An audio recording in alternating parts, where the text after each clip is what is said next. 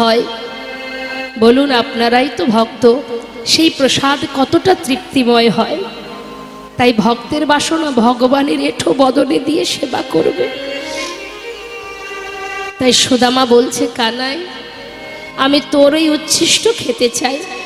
কানাই বলছে, কেন আমার এঁঠো খাবি কেন? গাছের ফল তো মিষ্টি, আমার এঁঠো আমার মুখের এঁঠো খেতে চাবি কেন? বলছে, ভাই তোর এঁঠো বড় মিঠো লাগে ভাই রে কানা, তোর এঁঠো বড় মিঠো লাগে ভাই রে কানা। ও গাছের ফল মিষ্টি নয়, আমার এঁঠোটা মিষ্টি। হ্যাঁ, কানা সুদামা বলছে, কানাই গাছের ফল তো মিষ্টি হয়, কিন্তু সেই ফল যখন তোর বদনে যাবে সে যে আরো মিঠো হবে। ওরে ভাই, আমার মন বলে কি জানিস? ও রাঙা ওরে, ওই যে তোর বদনটা, ওই যে বদনের যদি কোনো কিছু আমি সেবা করি, তুই সেবা করিস, সেটা যে কত অমৃত, সে যে কত সুস্বাদু। আমার বিশ্বাস তোর অধর অধর মাঝে না জানি কি সুধা আছে। ওরে ভাই ও রাঙা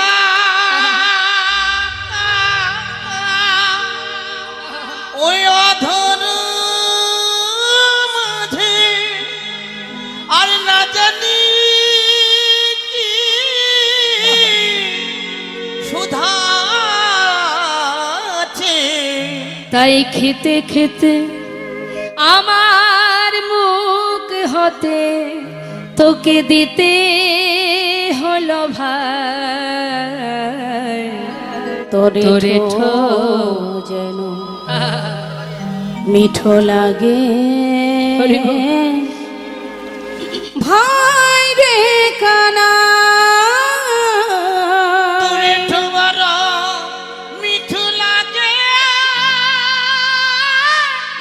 ভাই রে কানা। মা, গোবিন্দ তো কম চতুর নয়, ভক্তকে কিভাবে পরীক্ষা করছে দেখুন। সুদামা তুই দুইবার খাবি আর আমি একবার খাবো? আগে খেয়ে আমাকে দিবি, আবার শেষে তোকে দিতে হবে? তা তো হবে না ভাই। আমাকে যদি তোকে দিতেই হয় তাহলে বিনিময়ে তোকে কিছু দিতে হবে। আচ্ছা বল তুই কি নিবি? হ্যাঁ, কি চাস বল? দেখ আমার কাছে তো কিছু নেই কানাই। এই যে আমার মা ঘর থেকে আসার সময় আমার সারা গায়ে কত গহনা পরিয়ে দিয়েছে। ভাই দেবার মতো বনে আর কি আছে বলে? এইগুলো তুই নিয়ে নে, সব কিছু নিয়ে নে, কিন্তু তোর উচ্ছিষ্ট আমায় দে ভাই। এই উপহার নাও আমি খাইয়া আমাকে দাও ভাই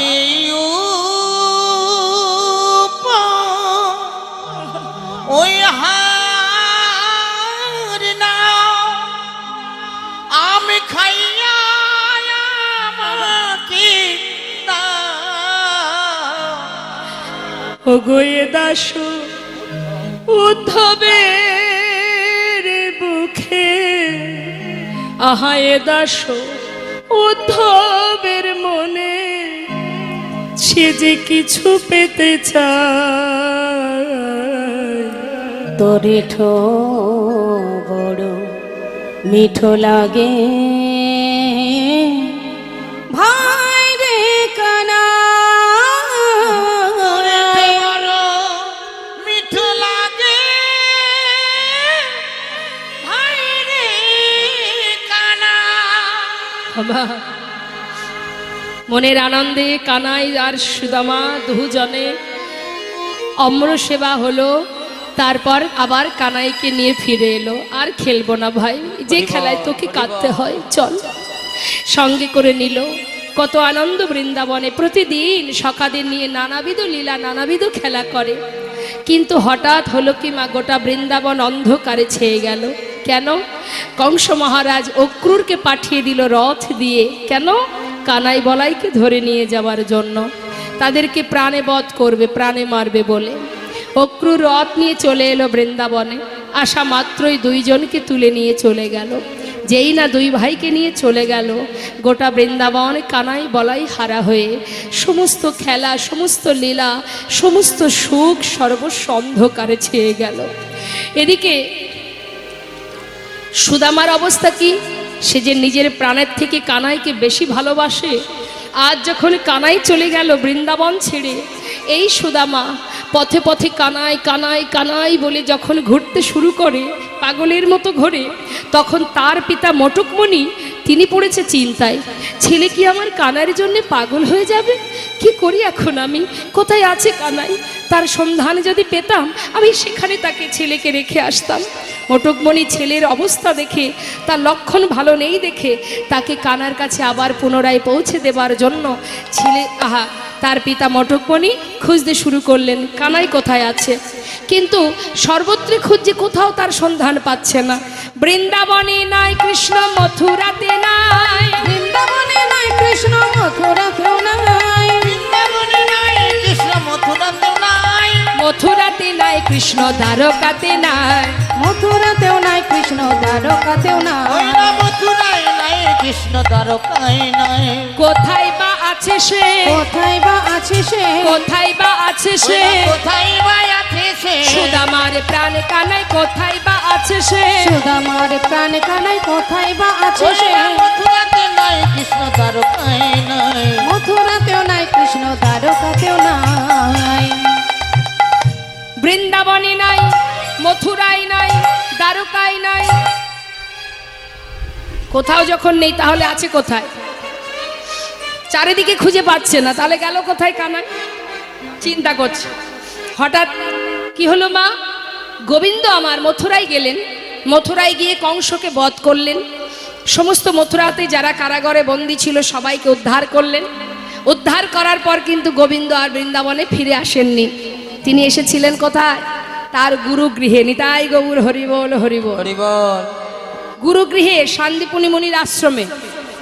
কৃষ্ণের গুরু শান্তিপুনি মুনি সেই আশ্রমে এসে ওই গুরুদেবের শিক্ষা গুরু, সেখানে এসে গুরুর কাছে শিক্ষা নেবে বলে সেখানে রয়ে গেলেন। আর এই গুরুদেবের কাছে যখন এলেন, সঙ্গে ছিল কি বলরাম। সেই খবর চলে গেল বৃন্দাবনে যে কানা এসেছে গুরুগৃহে। হরিবল হরি। এবার বলুন দেখি মা, যিনি ভগবান তিনি কেন গুরুকুলে গেলেন? আমরা এমনই সব জ্ঞানী ব্যক্তি, অনেকে বলে দীক্ষা শিক্ষা নিয়ে কি হবে?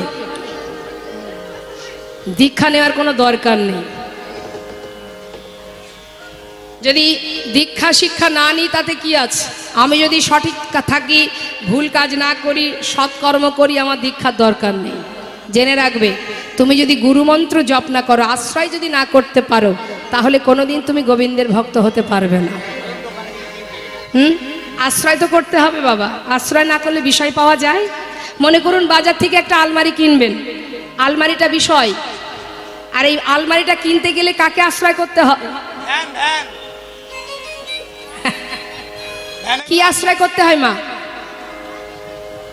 টাকা। টাকা যদি না থাকে তুমি আলমারি পাচ্ছ না। অর্থাৎ আশ্রয়, অর্থাৎ টাকাটা হচ্ছে আশ্রয় আর আলমারিটা বিষয়। তার মানে কি, কোনো একটা জিনিস যখন তুমি কিনবে, যে কোনো জিনিস কিনতে গেলে তার জন্যে আশ্রয়ের প্রয়োজন। তাহলে আশ্রয় করলে বিষয় পাওয়া যায়। তুমি যদি আশ্রয় করতে না পারো, তাহলে বিষয় কি করে পাবে? আশ্রয় তোমাকে করতে হবে। এখনো অনেকে আছে দীক্ষা শিক্ষা তাদের হয়নি। ভগবান নিজে আচরণ করে জীবকে শিক্ষা দিলেন। আগে শিক্ষা অর্জন করো, শিক্ষা অর্জন করো, মন্ত্র জপ করো, তবেই তুমি গোবিন্দের কৃপা লাভ করতে পারবে। আজ দেখুন ভগবান কৃষ্ণ তিনি গুরুকুলে গেছেন শিক্ষা নেবার জন্য। আর সেই খবর যখন বৃন্দাবনে, তখন সুদামার বাবা দেরি না করে ছেলেকে নিয়ে যাচ্ছেন সেখানে, ছেলেকেও সেই গুরুকুলে রাখবেন বলে। আগেকার সময় তো এত আর স্কুল কলেজ ছিল না, ছিল কি? আগেকার সময়ে ছেলে মেয়েদের শিক্ষা অর্জন করাতে গেলে গুরুকুলে তাকে রেখে আসতে হতো। তাই আজ সুদামার বাবাও তিনি দেরি না করে ছেলেকে নিয়ে যাচ্ছেন কোথায়? গুরুগৃহে। হরিবল হরিবল। শিক্ষার ওই উদ্দেশ্যে আজি তাহাই চলিল, শিক্ষার উদ্দেশ্যে যে তাহাই চলিল। শিখার উদ্দেশ্যে তাহাই চলিল। যেই না পৌঁছালো, ভাই কানাইকে দেখা মাত্রই কি করলেন সুদামা? বহুদিন পর ভাই কানাইকে পাইল, বহুদিন পরে ভাই কানাইকে পাইল। ওই না বহুদিন পরে ভাই কানাইকে পাইল। আনন্দ ধরে না, আনন্দ ধরে না, আনন্দ ধরে না, আনন্দ ধরে না। হরিবল হরিবল গায় গৌর হরিবল। আনন্দ ধরে না, ভাই কানাইকে কাছে পেয়ে আনন্দ ধরে না। বহুদিন পরে ভাই কানাইকে পাইল। বহুদিন পরে ভাই কানাইকে পাইল। ভাই কানাইকে পেয়ে জড়িয়ে ধরে আনন্দ করছে। এমন সময় গুরুদেবকে আসতে দেখে সবাই বলা বলি করছে, এই বস বস, এ বস বস বস বস বস। বস বস। সব চুপ, ওই দেখ গুরুদেব আসছে। দেখুন স্কুলে যখন টিচার ঢোকে তখন কি হয়, সব বলে চুপ চুপ চুপ, স্যার ঢুকছে। তো এখন যেই না পাঠশালাতে গুরুদেব ঢুকেছে, ঢোকা মাত্রই বলছে, সবাই ভালো আছো? হ্যাঁ ভালো আছি গুরুদেব। শুনলাম আমার পাঠশালায় 3 জন নতুন ছাত্র এসেছো, কই দেখি হাত তোলো, কে কে নতুন? এই যে আমি নতুন গুরুদেব। এই যে আমি নতুন মাস্টার আর গুরুদেব, আমি নতুন গুরুদেব। আচ্ছা আচ্ছা আচ্ছা, এই তোমার নাম কি? আমার নাম গুরুদেব বলরাম। এই খুব চঞ্চল, দেখেছেন মা, এক জায়গায় থির হয়ে দাঁড়িয়ে নেই। এই নাম কি তোমার? কৃষ্ণ গুরুদেব। আমার নাম কৃষ্ণ। কৃষ্ণ না গণেশ? ভালো করে দেখুন, এটা কৃষ্ণ বলে মনে হচ্ছে। নাম কৃষ্ণ গুরুদেব। গণেশ ঠাকুর। ও তুমি কৃষ্ণ, আচ্ছা। আর তোমার নাম কি? আমার নাম গুরুদেব সুদামা। সুদামা। আচ্ছা বলরাম, হ্যাঁ। তুমি কি শিক্ষা নেবে? আমি শিক্ষা নেব গুরুদেব, মানে মনস্থির করেছি ওই ধনুর্বিদ্যা, মানে হাতে চালাবো। বাহ বাহ বাহ বাহ বাহ, তুমি ধনুর্বিদ্যায় শিক্ষা অর্জন করবে। এই কৃষ্ণ, তুমি কি শিক্ষা নেবে? হাতে হাতে চালাতে পারবো না গুরুদেব, এখন যেটা চলছে রাজনীতি। কোনটা রে, কোনটা? রাজনীতি। হরি ভালো, বল। ভালো। গোবিন্দ বলছি, গুরুদেব আমি ওই ধনুর্বিদ্যা, গদাবিদ্যা, বেদবিদ্যা শিখবো না, আমি রাজনীতিবিদ্যা শিখবো। হরি বল হরি বল। আর তুমি কি শিখবে সুদামা? আমি বেদ অধ্যয়ন করবো গুরুদেব। বাহ বাহ বাহ। তুমি বেদ অধ্যয়ন করবে। দেখো, যারা বেদ অধ্যয়ন করে মা, তাদের বলা হয় বিপ্র, আর ব্রহ্ম জানন্তি ব্রাহ্মণ। হ্যাঁ, জন্ম জায়তে শূদ্র, সংস্কারে ন দ্বিজ, বেদ পাঠের ভবেদ বিপ্র, আর ব্রহ্ম জানন্তি ব্রাহ্মণ। এই যে ব্রাহ্মণ, দেখবেন এখানে হয়তো অনেকেই আছেন, ব্রাহ্মণদের যে অঙ্গে যে পৈতেটা থাকে না, ওই পৈতেতে 9টা সুতো থাকে। এই 9টা সুতোর অর্থ কি? দেখবেন ব্রাহ্মণদের অঙ্গে থাকে। এই 9টা সুতোর অর্থ হচ্ছে ব্রাহ্মণদের মধ্যে 9টা গুণ থাকতে হয়। এই যে 9টা গুণ কি কি? এই যে ব্রাহ্মণ এখানে অনেকগুলো আছে, এই দেখুন, একটা ব্রাহ্মণ, একটা ব্রাহ্মণ। এই যে বলো ব্রাহ্মণ, 9টা গুণ কি কি বলো? সম, দম, তপ,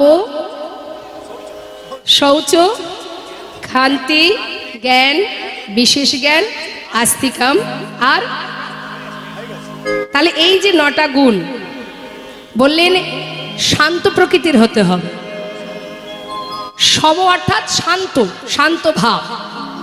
ব্রাহ্মণদের উগ্রচণ্ডা হলে হবে না, শান্ত মস্তিষ্কের চাই। আর কি? দম অর্থাৎ দমন করবার শক্তি। 10 ইন্দ্রকে দমন করে রাখতে হবে, সে তোমার বশীভূত হবে, তুমি তার বশীভূত হলে হবে না, এটা ব্রাহ্মণেদের গুণ।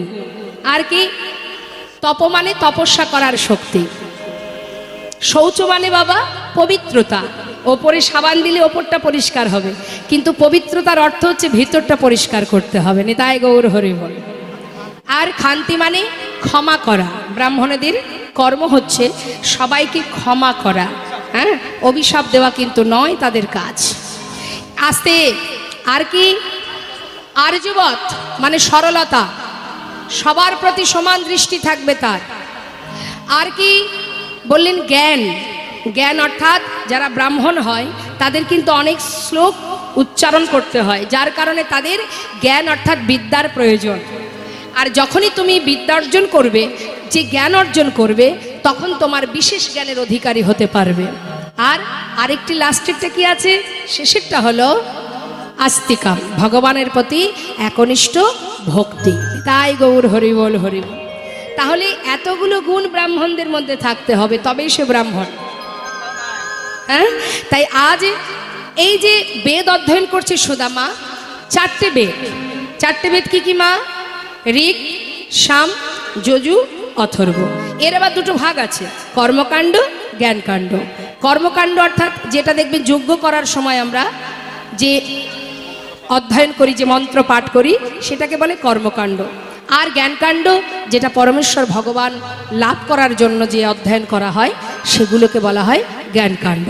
তা সুন্দরভাবে গুরুদেব সবাইকে শিক্ষা দিচ্ছে, ছোট ছোট শিশুদের ভগবানকে শিক্ষা অর্জন করতে করতে হঠাৎ এক সময় গুরুমা তাদেরকে ডাকলেন, সুদামা, এই সুদামা। সুদামা কিন্তু একটু শান্ত প্রকৃতির মা। সুদামা বেদ অধ্যয়ন করেন তো। গুরুদেব বলেছে, সুদামা, যে শিক্ষা তুমি অর্জন করছো, এর প্রথম কাজ হলো তুমি কখনো বদনে মিথ্যা কথা বলতে পারবে না। হ্যাঁ, এই যে ব্রহ্মত্ব জ্ঞান অর্জন করছো, এই যে বেদ অধ্যয়ন করছো, বেদ পাঠ করছো, তোমার বাক্য ব্রহ্ম, অর্থাৎ এই বদনে কখনো মিথ্যা বলবে না। হ্যাঁ, মিথ্যার প্রতি কোনো আপোষ হবে না। কেমন? তা এখন সুদামা এত শান্ত প্রকৃতির ছেলে, গুরুমা তাকে খুব ভালোবাসে। তা সুদামাকে বলছে, সুদামা যাও, বন থেকে কিছু কাঠ কুড়িয়ে নিয়ে এসো। শুধু শিক্ষা নিলে হবে? যাও কিছু কাঠ কুড়িয়ে আনো। হরিবল হরিবল। এখন যেই না পাঠাচ্ছে, এমন সময় কানাইকে বলছে, কানাই, সুদামা কেন একা যাবে, তুইও সঙ্গে যা। সুদামার আঁচলে কিছু ভিজে ছোলা দিয়েছে, আর বলেছে যদি খিদে পাই তবে কানাইকে দিয়ে সমান সমান ভাগ করে খাবি, কেমন? যা।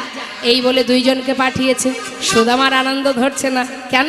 কাছে যে কানাই আছে, মনের আনন্দে যাচ্ছে।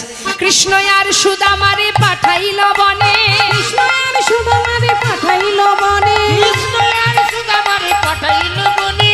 কাটা নিতে চলে তারাই আনন্দিত মনে, কাটা নিতে চলে তারা আনন্দিত মনে, কাটা নিতে চলে তারাই আনন্দিত মনে। কাটা নিতে চলে তারা আনন্দিত মন। আনন্দ ধরে না, আনন্দ ধরে না, আনন্দ ধরে না, আনন্দ ধরে না।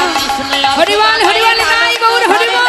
কৃষ্ণ আর সুদামারে আনন্দ ধরে না, কাটা নিতে চলে তারা আনন্দিত মনে। কাটা নিতে চলে তারা আনন্দিত মনে। যেই না বনে পৌঁছালো, কাঠ কুড়াতে কুড়াতে কি হলো? হেন কালে হইল তাহার ঝড় ভয়ঙ্কর, ঝড়ে ভয়ঙ্কর, চারিদিকে ভরিল ঘন অন্ধকার, চারিদিকে ভরিল ঘন অন্ধকার। দেখতে দেখতে কি হলো মা? গোটা বনের মধ্যে অন্ধকার হয়ে গেল। আর কানায় সুদামা কেউ কাউকে কাছে পাচ্ছে না, কে কোথায় হারিয়ে গেছে। চিৎকার করে ডাকছে, সুদামা, কানা, সুদামা, কানা, সুদামা। কানা। ছুটতে ছুটতে একে অপরকে জঙ্গলের মধ্যে খুঁজতে খুঁজতে যেই না কানাইকে দেখেছে, এমন সময় উপরে তাকিয়ে দেখছে যে একটা ডাল কানাইয়ের কাঁধে এসে পড়বে। ছুটে গিয়ে সুদামা কানাইকে জড়িয়ে ধরে, যেই না জড়িয়ে ধরেছে, আর সেই ডাল ভেঙে পড়েছে সুদামার পিঠে। কানাইকে বাঁচিয়ে তুলেছে সুদামা। কানাই বলছে, বন্ধু, এত বড় গাছের ডাল ভেঙে পড়লো, হরিবল হরিবল। আর সকল কষ্টটা তুই একাই ভোগ করলি। এত ভালোবাসিস তুই আমায়। সুদামা বলছে, কানাই রে, তুই বুঝবি না আমি তোকে কত ভালোবাসি। যত সময় আমার দেহে প্রাণ আছে, তোর অঙ্গে এতটুকু আঁচল লাগতে দেব না ভাই। প্রচন্ড ঝড় বৃষ্টি তো মা, অনেক সময় ধরে বৃষ্টি হচ্ছে বলে তারা দুই ভাই একটা গাছে উঠে বসেছে। এখন যে গাছে বসে আছে, একজন বসেছে নিচের ডালে আর একজন বসেছে উপরে। উপরে বসেছে সুদামা। একভাবে বৃষ্টি হয়ে যাচ্ছে, তাই কি করেছে, অপেক্ষা করতে করতে হঠাৎ মনে পড়ে গেল যে মা যে আমাদের ছোলা পাঠিয়েছিল, একটু না হয় ছোলাই খাই। এই ভেবে যেই না আঁচল থেকে খুলে মুখে দিতে যাবে, হঠাৎ ভাবছে মা যে বলেছিল ভাইকে দিয়ে খেতে, কিন্তু কানাই তো নিচের ডালে, ওকে দেবো কি করে? এক কাজ করি, এখন আমি খাই আর ওর জন্য রেখে দেব, নিচে নেমে ওকে দিয়ে দেব। এই ভেবে মা একটা একটা করে মুখে দিচ্ছে, আর এদিকে বৃষ্টিতে ভিজে গেছে সারা শরীর, ঠক ঠক করে কাঁপছে। আর যখন একটা একটা করে মুখে দিচ্ছে, তার মধ্যে দুটো একটা করে নিচে পড়ে যাচ্ছে। আর যখন পড়ছে, কিভাবে পড়ছে, কানাই যে ডালে বসে আছে তার চোখের সামনে দিয়ে ছোলাগুলো পড়ছে নিচে। কানাই মনে মনে ভাবছে কি ব্যাপার, সুদামে কি তাহলে ছোলা খাচ্ছে? মা যে বলেছিল আমায় দিয়ে খেতে, ও তো আমায় দিল না, একা একা খাচ্ছে। কিছুক্ষণ পর গোবিন্দ তো খুব চতুর মা, বলছে হ্যাঁ রে, এই সুদামা বন্ধু, হ্যাঁ বল, আমার না প্রচণ্ড খিদে পেয়েছে, তোর কাছে মা যে ছোলা দিয়েছিল আছে, দে না। সুদামা বলছে দাঁড়া দাঁড়া দিচ্ছি। হঠাৎ তাকিয়ে দেখছে কি মা, একটা ছোলাও আর নেই। কি সর্বনাশ! এখন উপায়, ওকে বলবোটা কি? আমি তো একটা দুটো হলেও খেলাম, ওকে তো দিতে পারলাম না। এখন কি করি, আমি কি বলবো? চিন্তা করছে না না, ওকে যদি বলি আমি খেয়েছি, ওকে দিতে পারিনি, পড়ে গেছে, ও কষ্ট পাবে। হঠাৎ সুদামা চতুরতা করে বলে উঠলেন, জানিস কানাই, ওই যে বনে যখন কাঠ কোড়াচ্ছিলাম না, নিশ্চয়ই গাছের ডালে আমার এই আঁচলটা বেঁধে গিয়ে সব ছোলা পড়ে গেছে, একটা ছোলাও আমার আঁচলে নেই। যেই না বলেছে সুদামা, গোবিন্দ চিন্তা করছে তাহলে সুদামা তুই নিজে বসে বসে ছোলা খাচ্ছিস আর আমায় তুই মিথ্যা বলছিস। বেশ, তবে তুইও জেনে রাখ, এই যে তুই মিথ্যা বললি, এর সাজা কি হতে পারে তুই জানিস না। হরি বল, হরি বল। দেখবেন মা, আমরা প্রতিটা মুহূর্ত মানুষ যদি দেখতে না পায়, আমরা অহরহ মিথ্যা বলতে থাকি। মনে মনে ভাবি আমি বড় চতুর, আমি যেটা বলছি কেউ যখন বুঝতে পারিনি তার মানে আমি ঠিক করেছি। কিন্তু তুমি জেনে রাখো, প্রত্যেকটি মিথ্যে কথার যে পাপ, যে সাজা, সেটা তোমার জীবনে পেতেই হবে। কারণ কেউ কিছু জানতে পারুক, আমরা তো সাধারণ জীব, আমরা কি করে বুঝবো ঠিক না বেঠিক? বুঝবে কে? যিনি এখানে আছেন, নেতাই গৌর হরি বল, হরি বল। তার চোখের ফাঁকি জগতে আজ পর্যন্ত কেউ দিতে পারেনি, আমিও পারবো না, তুমিও পারবে। তাই সময় হলেই তোমার পাপের সাজা তোমাকেই পেতে হবে।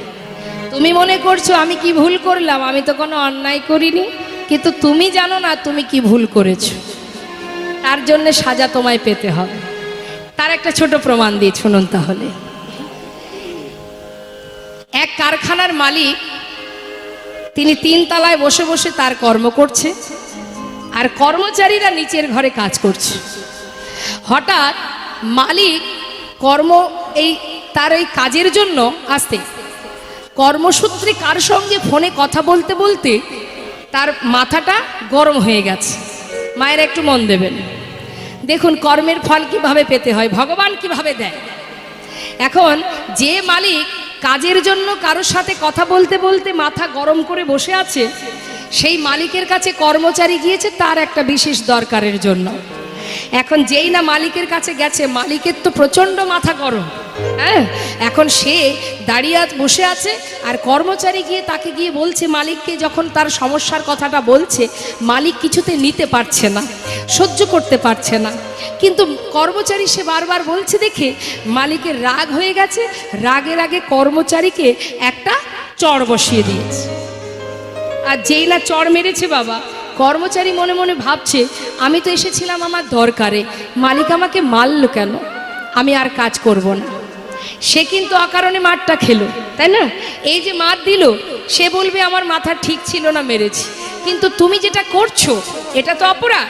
তুমি জেনে রাখো, যে কারণেই তুমি কর্ম করো না কেন, অপরাধী যেভাবেই করো না কেন, সাজা তোমায় পেতে হবে।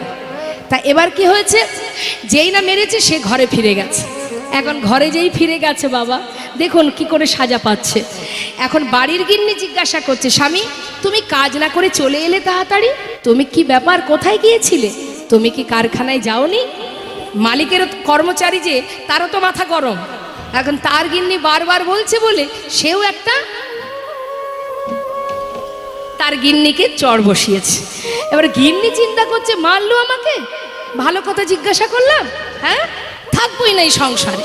তারও রাগ হয়ে গেছে। সে কি করেছে, কাপড় চোপড় গোছাচ্ছে চলে যাবে বলে।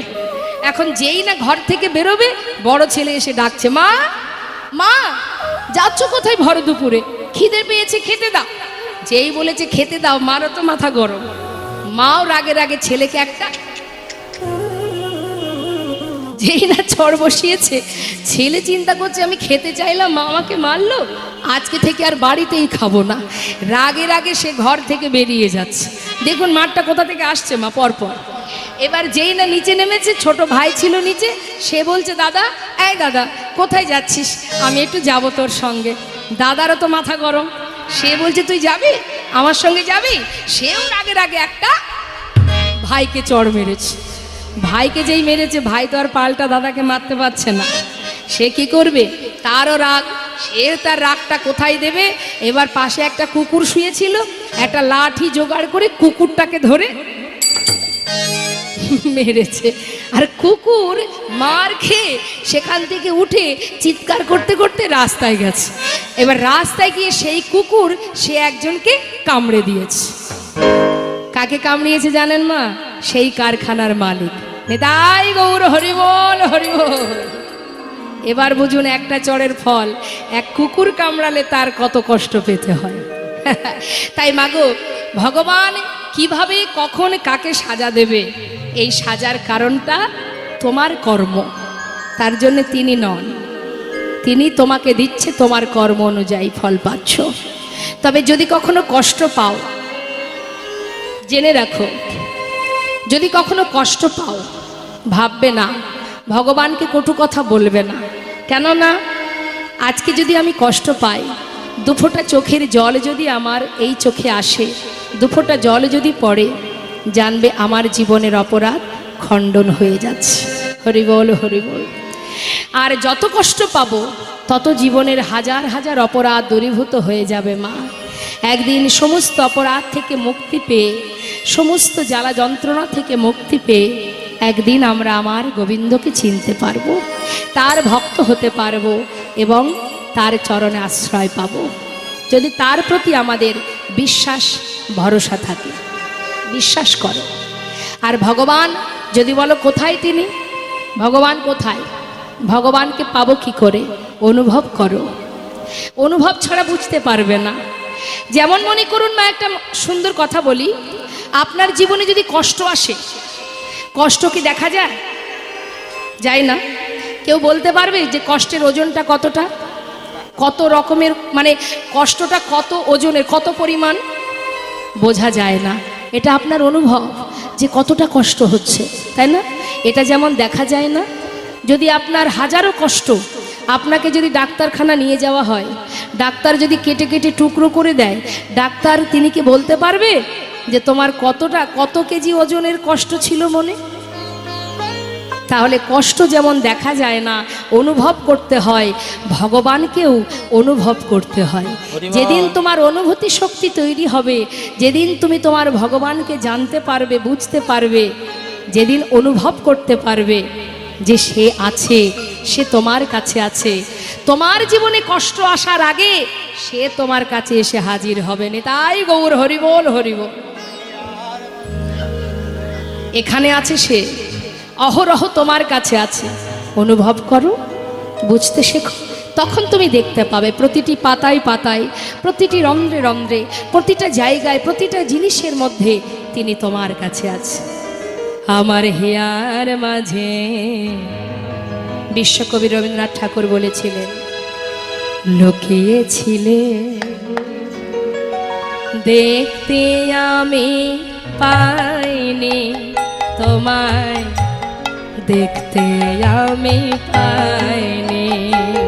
আমার হিয়া মাঝে লুকিয়েছিলে, দেখতে আমি পাইনি তোমায়, দেখতে আমি পাইনি। ওই বাহির পানে চোখ মেলেছি, বাহির পানে আমার হৃদয় পানে চাইনি আমার হিয়ার মাঝে লুকিয়েছিলে, দেখতে আমি পাইনি তোমায়, দেখতে আমি পাইনি।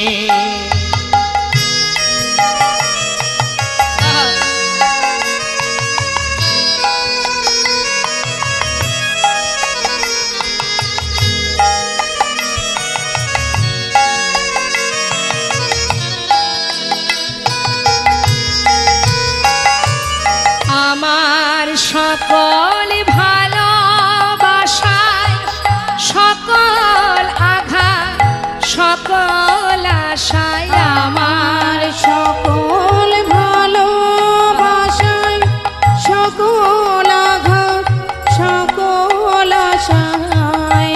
কি বলছে মা?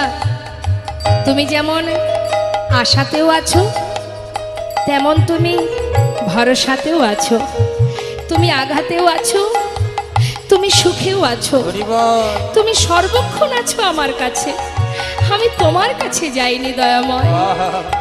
আমার সকলে ভালোবাসায় সকল আঘাত সকল আশায় তুমি ছিলে আমার কাছে, তুমি ছিলে।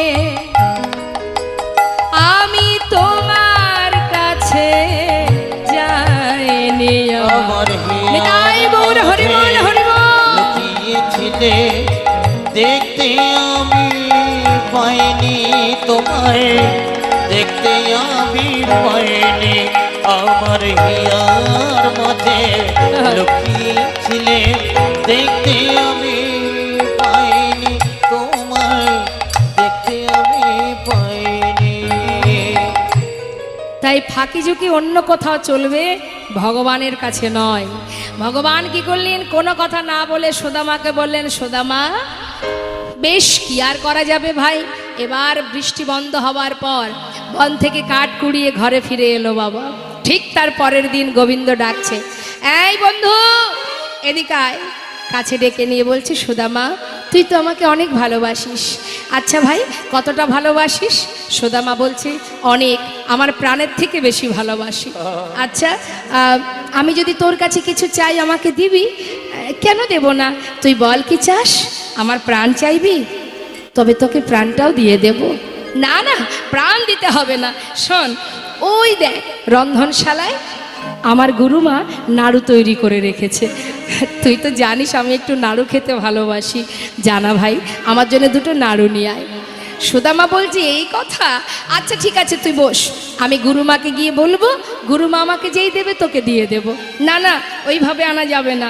যদি আমাকে এনে দিতেই চাস তবে চুরি করে নিয়ে আয়। হরি বল। সুদামা বলছে, কানাই কি করে চুরি করব? আমি তো চুরিবিদ্যা শিখিনি, আমি কি করে চুরি করব? আমি তো চুরিবিদ্যা জানি না ভাই। আরে এই না তুই বললি আমার জন্য প্রাণ দিয়ে দিবি, আর দুটো নাড়ু চুরি করে আনতে পারবি না? এই তোর বন্ধুত্ব? যেই না বলা, সুদামা বলছে, ঠিক আছে দেখ কানাই, আমি তো কোনোদিন চুরি করিনি, আজই প্রথম। তবে আমার গুরুদেব বলেছেন কখনো এমন মিথ্যা কথা চুরি করা এগুলো আমার উচিত নয়, কিন্তু তোর জন্য, শুধু তোর জন্য আমি চুরি করতে যাচ্ছি। কানাই বাইরে দাঁড়িয়ে থাকবি, যদি দেখিস গুরুমা আসছে আমাকে একটু সন্ধানটা দিস, কেমন? বেশ। যেই না বলা, এবার গোবিন্দ দরজায় বসে আছে, সুদামা ভেতরে গেছে। ভেতরে গিয়ে যেই না নাড়ুর পাত্র থেকে দুটো নাড়ু তুলেছে হাতে, এদিকে গোবিন্দ চিৎকার করে ডাকছে, গুরুমা, ও গুরুমা, শিগগিরই এসো। তুমি মনে করো আমি তোমার ঘরে নাড়ু চুরি করে খাই? আজ হাতে নাতে প্রমাণ কে তোমার ঘরে নাড়ু চুরি করে খায়।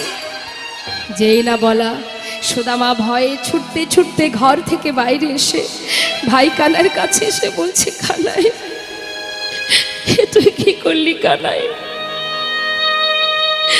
কোন অপরাধের সাজা নিলি তুই? দেখ, আমি আগেই তোকে বলেছি আমি চুরি করতে জানি না, আমি তোর জন্য চুরি করতে গিয়েছিলাম, তুই অকারণে মায়ের কাছে আমাকে চোর করে দিলি ভাই। জানিস আমার প্রাণের থেকে আমি তোকে বেশি ভালোবাসি। কানাই, কেন তুই আমাকে এইভাবে কষ্ট দিলি?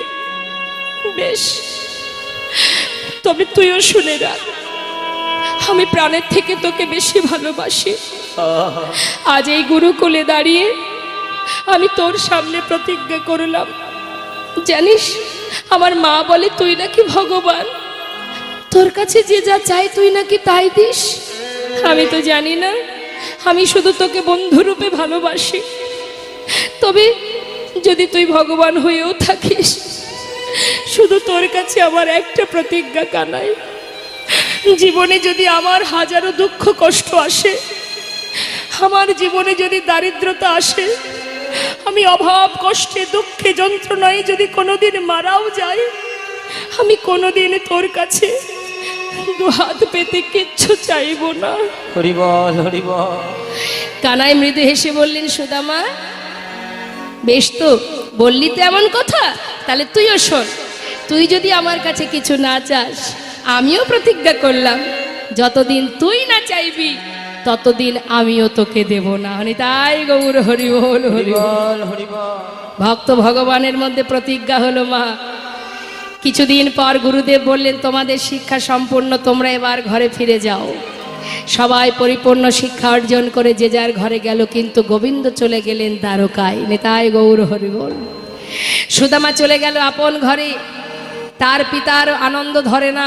কেন না, আমার ছেলে মস্ত বড় বিপ্র, মস্ত বড় পণ্ডিত, শাস্ত্র অধ্যয়ন করেছে, আমার ছেলে পণ্ডিত। গ্রামবাসী সবাই আনন্দে, সবাই খুশি। কেন?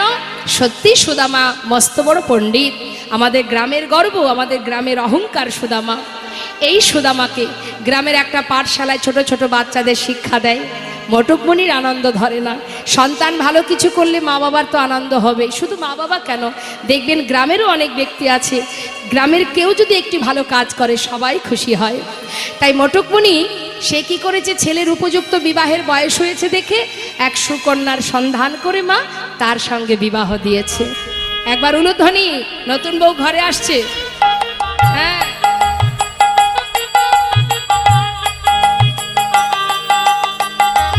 আরে উলুধ্বনি জোর কোথায়? হরিবল, হরিবল, হরিবল।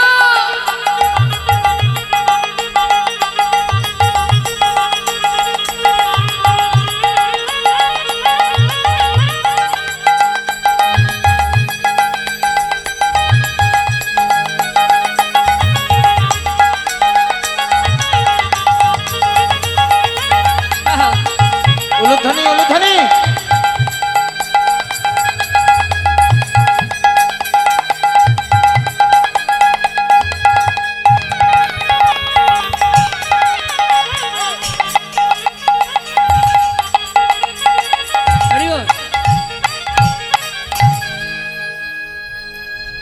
নতুন বউ ঘরে এলো, আনন্দ আনন্দ মহা আনন্দে সুন্দরভাবে সংসার কাটে। পাঠশালায় ছোট ছোট শিশুদের শিক্ষা দেন, সেখান থেকে অনেক কড়ি অর্জন করে, উপার্জন করে। সেখান থেকে যে কড়ি উপার্জন করে তাতে সংসারও চলে যায়, কোনো অসুবিধা নেই। কিন্তু মা, ভগবানের যে ভক্তের প্রতি পদে পদে পরীক্ষা থাকে, পদে পদে পরীক্ষা করেন ভগবান ভক্তকে। সুদামা যে প্রতিজ্ঞা করেছে জীবনে কিছু চাইবে না, এবার গোবিন্দ কি করলেন, সুদামার একটু একটু করে সর্বস্ব কেড়ে নিচ্ছেন। কেন?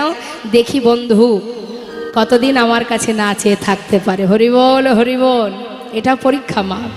তুমি যদি কঠিন প্রতিজ্ঞা করো গোবিন্দের চরণে, তুমি যদি বলো আমি তোমার ভক্ত হতে চাই, তোমাকে অনেক পরীক্ষা দিতে হবে।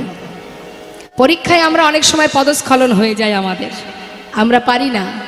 কষ্ট পেলে ভগবানকে ভুলে যায়, তার সেবা পড়ে থাক, তার মুখটুকু দেখি না, প্রণামও পর্যন্ত করি না, রাগে, তাই না?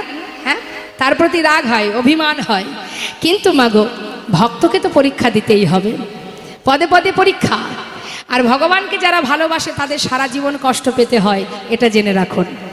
যদি আপনি ভাবেন ভগবানকে ভালোবেসে আমি সুখী হব, তাহলে বিপদ, সুখী আপনি হবেন না।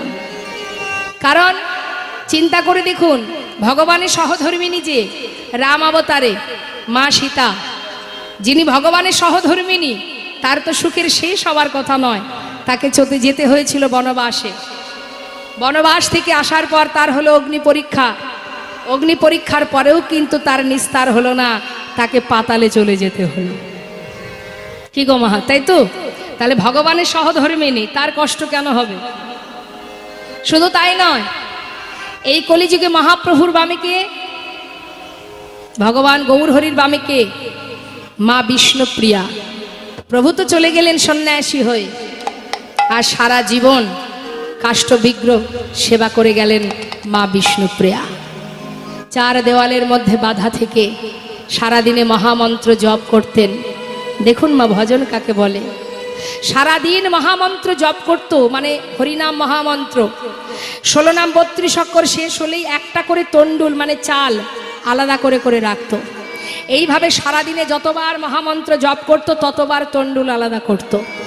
এইভাবে দিনের শেষে যতটুকু তন্ডুল হতো সেটাকে রন্ধন করে তার ঘরে শাশুড়ি মাকে দিতেন, বাড়ির কাজের লোক ঈশান তাকে খেতে দিতেন। অবশেষে যেটুকু থাকতো নিজের প্রাণটাকে বাঁচিয়ে রাখার জন্য সেবা করত। কেন? যত সময় প্রাণটা বেঁচে থাকবে তত সময় আমি প্রভুর সেবা করতে পারবো। তাই ভগবানকে ভালোবাসা অত সহজ নয় মা। ভক্ত বললেই ভক্ত হওয়া যায় না গো, অত সহজ নয়। যারা যুগ যুগ ধরে জঙ্গলে বসে বসে সাধনা করছে তারা ভগবানের চরণ লাভ করতে পারছে না। আর তুমি মায়ার সংসারে মোহমায়ায় ডুবে থেকে তুমি নিজেকে কি করে ভাবো আমি বড় ভক্ত? আজ দেখুন সুদামার জীবনে কিভাবে কেড়ে নিচ্ছে একটার পর একটা।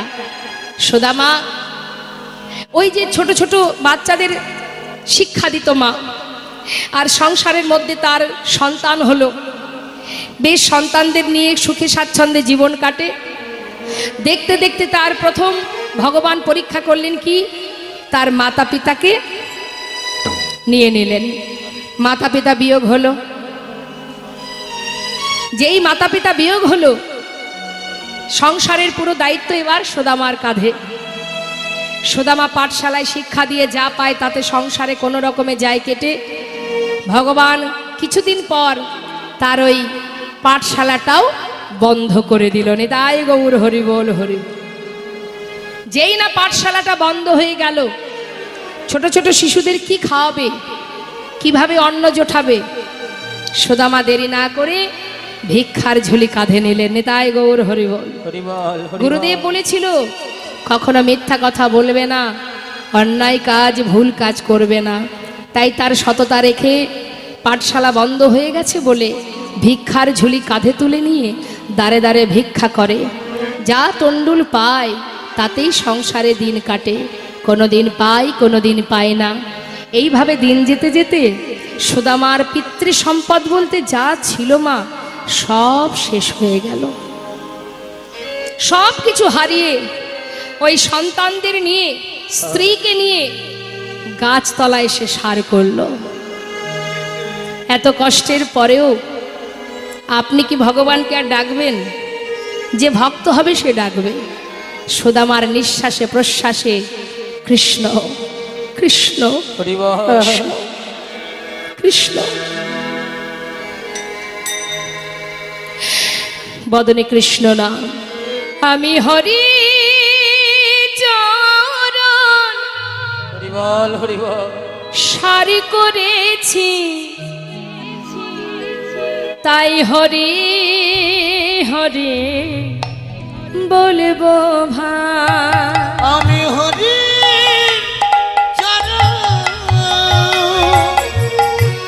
সারি করেছি,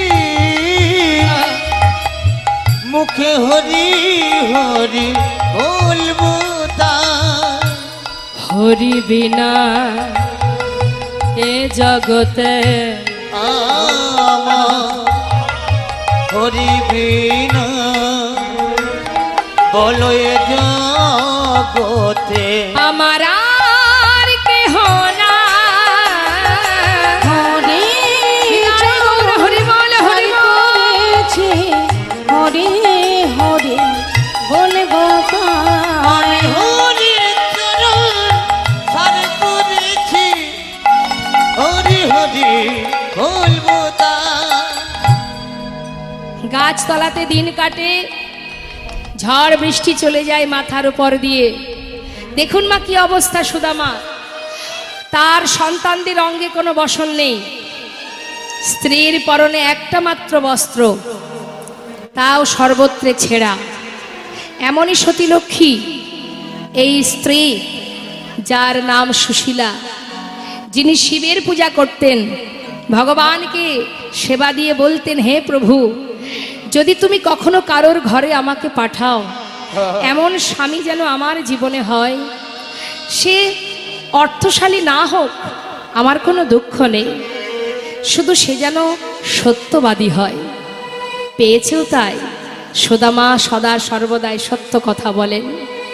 তাই সুশীলার কোনো দুঃখ নেই, হাজারো কষ্ট, তথাপিও তার কোনো দুঃখ নেই এমন সৎ স্বামীকে কাছে পেয়ে। গাছতলাতে সন্তানদের নিয়ে তার দিন কাটে, সুদামা ভিক্ষা করে দাঁড়ে দাঁড়ে। ভিক্ষা পেলে ভালো, না পেলে সন্তানগুলোকে বুকের মধ্যে জড়িয়ে কৃষ্ণ কৃষ্ণ কৃষ্ণ বলতে বলতে রাত্রি অতিবাহিত করে। এইভাবে দিন যায় মা। হঠাৎ একদিন তার স্ত্রী সুশীলা বলে উঠলেন, স্বামী একটা কথা বলবো। বলো।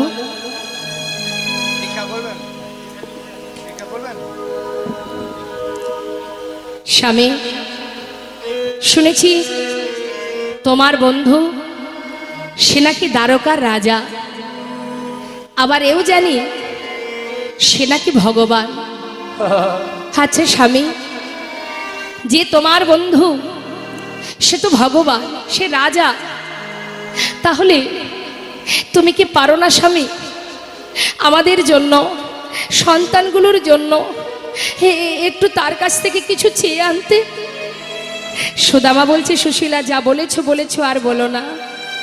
কেন জানো, আমি আমার বন্ধুর কাছে প্রতিজ্ঞা করেছি, ওর কাছে কোনোদিন আমি হাত পেতে কিছু চাইবো না।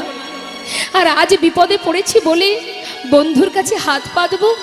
যে বন্ধুর জন্য আমি কিছু করতে পারলাম না, আমি তার কাছে হাত পাতবো কি করে? বলো না, আমি পারবো না সুশীলা, আমাকে বলো না। স্বামী, বেশ, তোমাকে চাইতে যেতে হবে না, কিচ্ছু চাওয়ার প্রয়োজন নেই। আর একটা কথা বলি স্বামী, বলো, তোমার কি মন চায় তাকে দেখার? সুশীলা, সে তো আমার বহুদিনের আশা, কি করবো বলো, অসহায় কাঙাল আমি, আমার কথা কি আর ওর মনে আছে? সে তো শুনেছি এখন দ্বারকার বড় রাজা, আমার কথা কি আর তার মনে আছে গো? স্বামী, কি বলো তুমি, যার নাম প্রতিটা শ্বাসে প্রশ্বাসে তুমি জপ করছো, সে তোমায় ভুলবে কি করে? স্বামী, আমার বিশ্বাস, একবার তুমি তার কাছে গিয়ে দেখো, আমার মন বলছে সে তোমায় চিনতে পারবে। বলছো সুশীলা, আমার বহুদিনের স্বপ্ন, সে আমায় চিনতে পারবে তো? কেন পারবে না? তুমি না তার বাল্যকালের বন্ধু? যাও স্বামী, যাও, কিছু চাওয়ার প্রয়োজন নেই, যাকে এত ভালোবাসো যাও, তাকে একবার দেখে এসো। সুশীলা, তুমি তো বলছো যেতে, দেখো কোনো বন্ধু যদি বন্ধুর বাড়ি মাঝে সাঝে যায়, খালি হাতে গেলেও তাতে কোনো অসুবিধা হয় না, কিন্তু অনেকগুলো বছর চলে গেল, এখন আমি যে যাব, খালি হাতে কি করে যাই তার ঘরে বলো? স্বামী, আচ্ছা ঠিক আছে, তোমাকে খালি হাতে যেতে হবে না, আমি দেখছি, পারবে?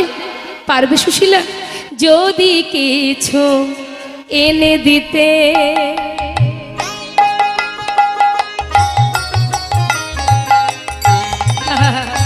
তুমি পারো উপায়,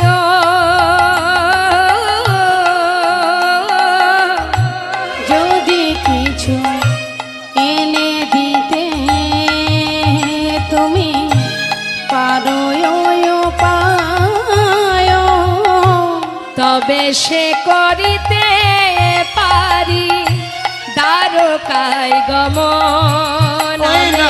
আমি। তবে সেই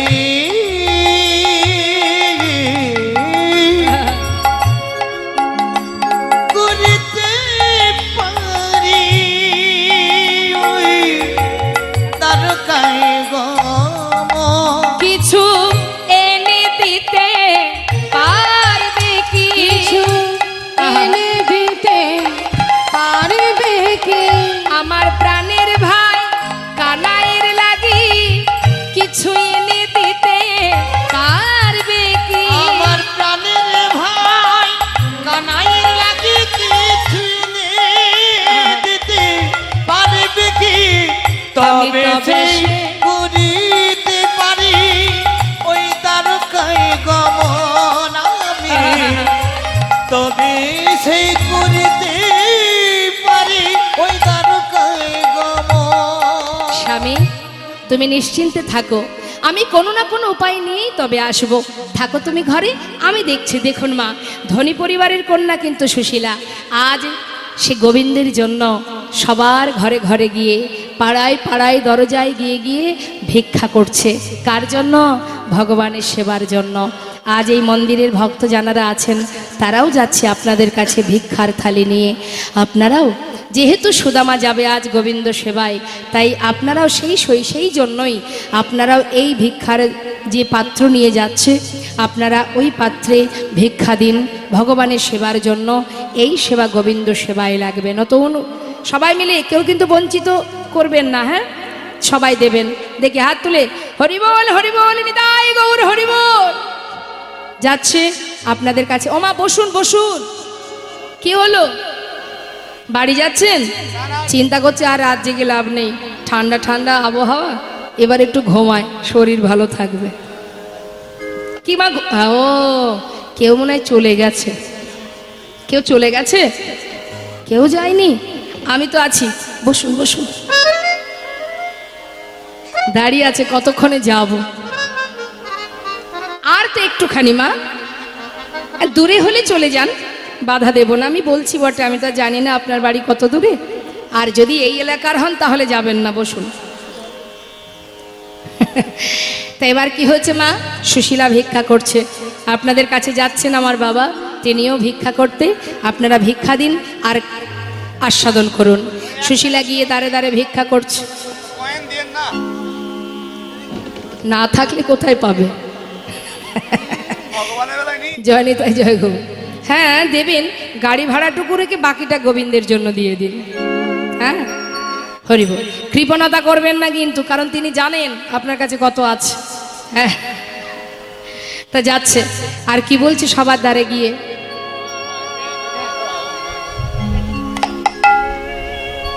আমায় ভিক্ষা দাও গো নাগরবাসী, ভিক্ষা দাও আমায়। তোমরা ভিক্ষা দাও গো নগরবাসী, ভিক্ষা দাও আমায়। তোমরা ভিক্ষা দাও গো নাগরবাসী, ভিক্ষা দাও আমায়। তোমরা ভিক্ষা দাও গো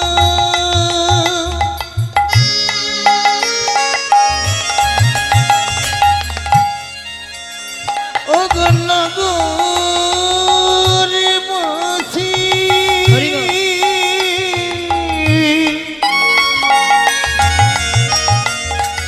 ভিক্ষা দাও আমায়। বাবা, সবাই কি ভিক্ষা দেয়? দেখবেন অনেকে ভিক্ষা দেয় না, ভিখারি এলেই দরজা বন্ধ করে দেয়। তা যেই না সুশীলা গিয়ে ভিক্ষা চেয়েছে, তখন এক বাড়ির লোক দরজা বন্ধ করে বলছে,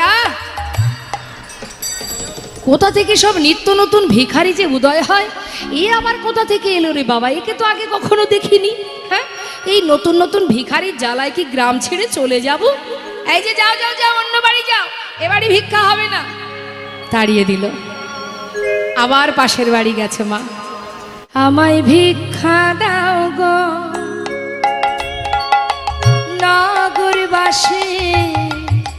তোমরা ভিক্ষা দাও আমার, তোমরা ভিক্ষা দাও গো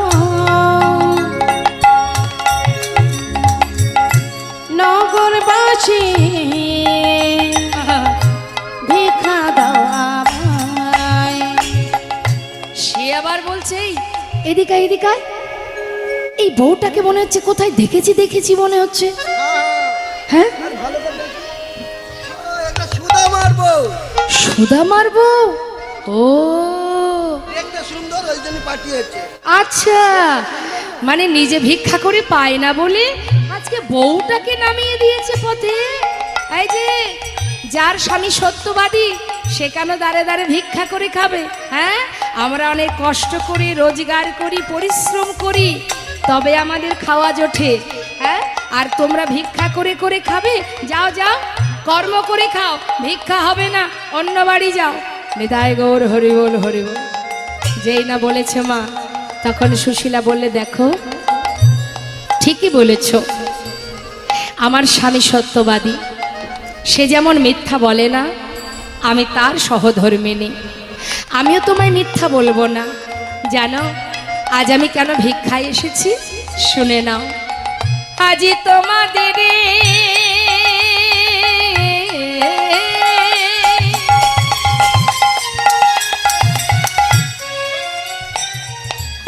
তোমাদের ভিক্ষার দ্রব্য পাবে সে মোরা,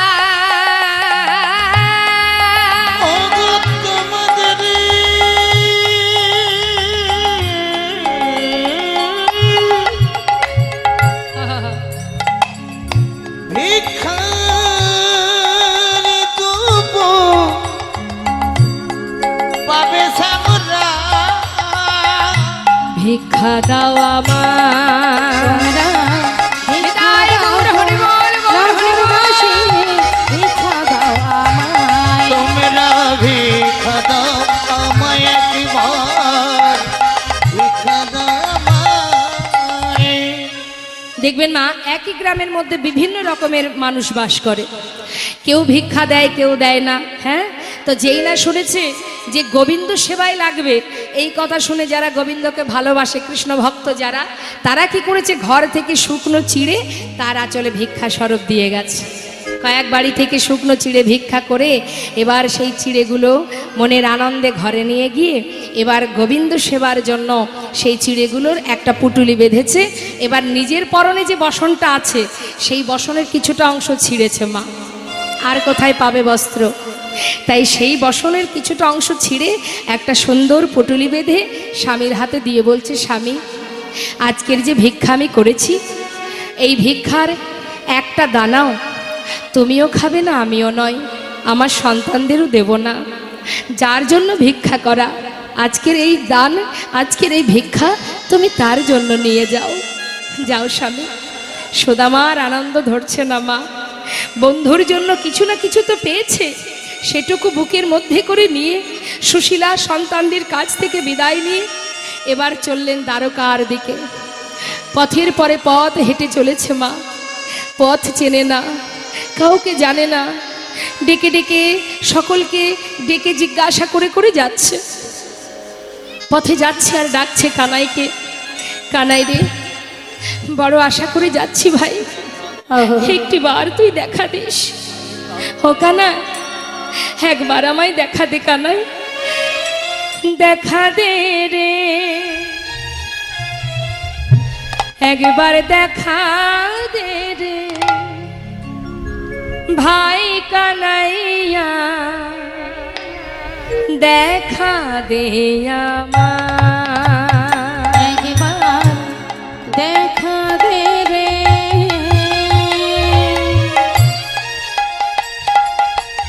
ভাই কানাইয়া, দেখা দে আমায়। একবার দেখা দে রে,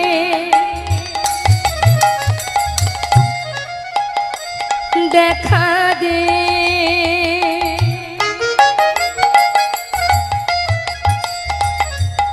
ওরে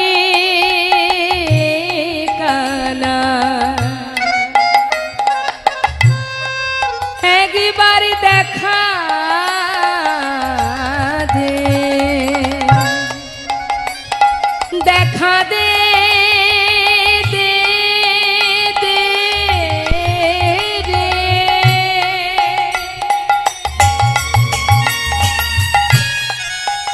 ওরে কানাই রে,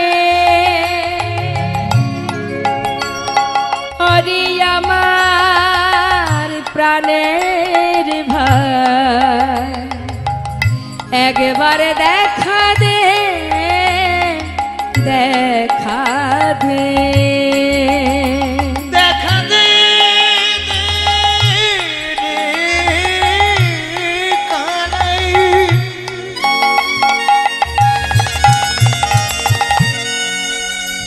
ওরে মোর মিয়া ভাই কানাই রে।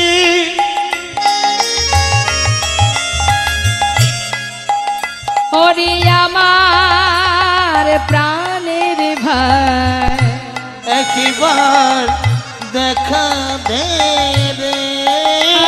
একবার দেখা দে রে ভাই কানাইয়া, দেখা দে আমায়। ওরে এ জীবনে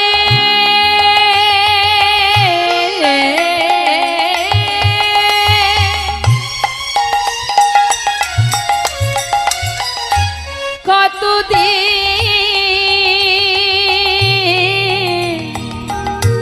দেখিনি তোমার, আরে জীবনে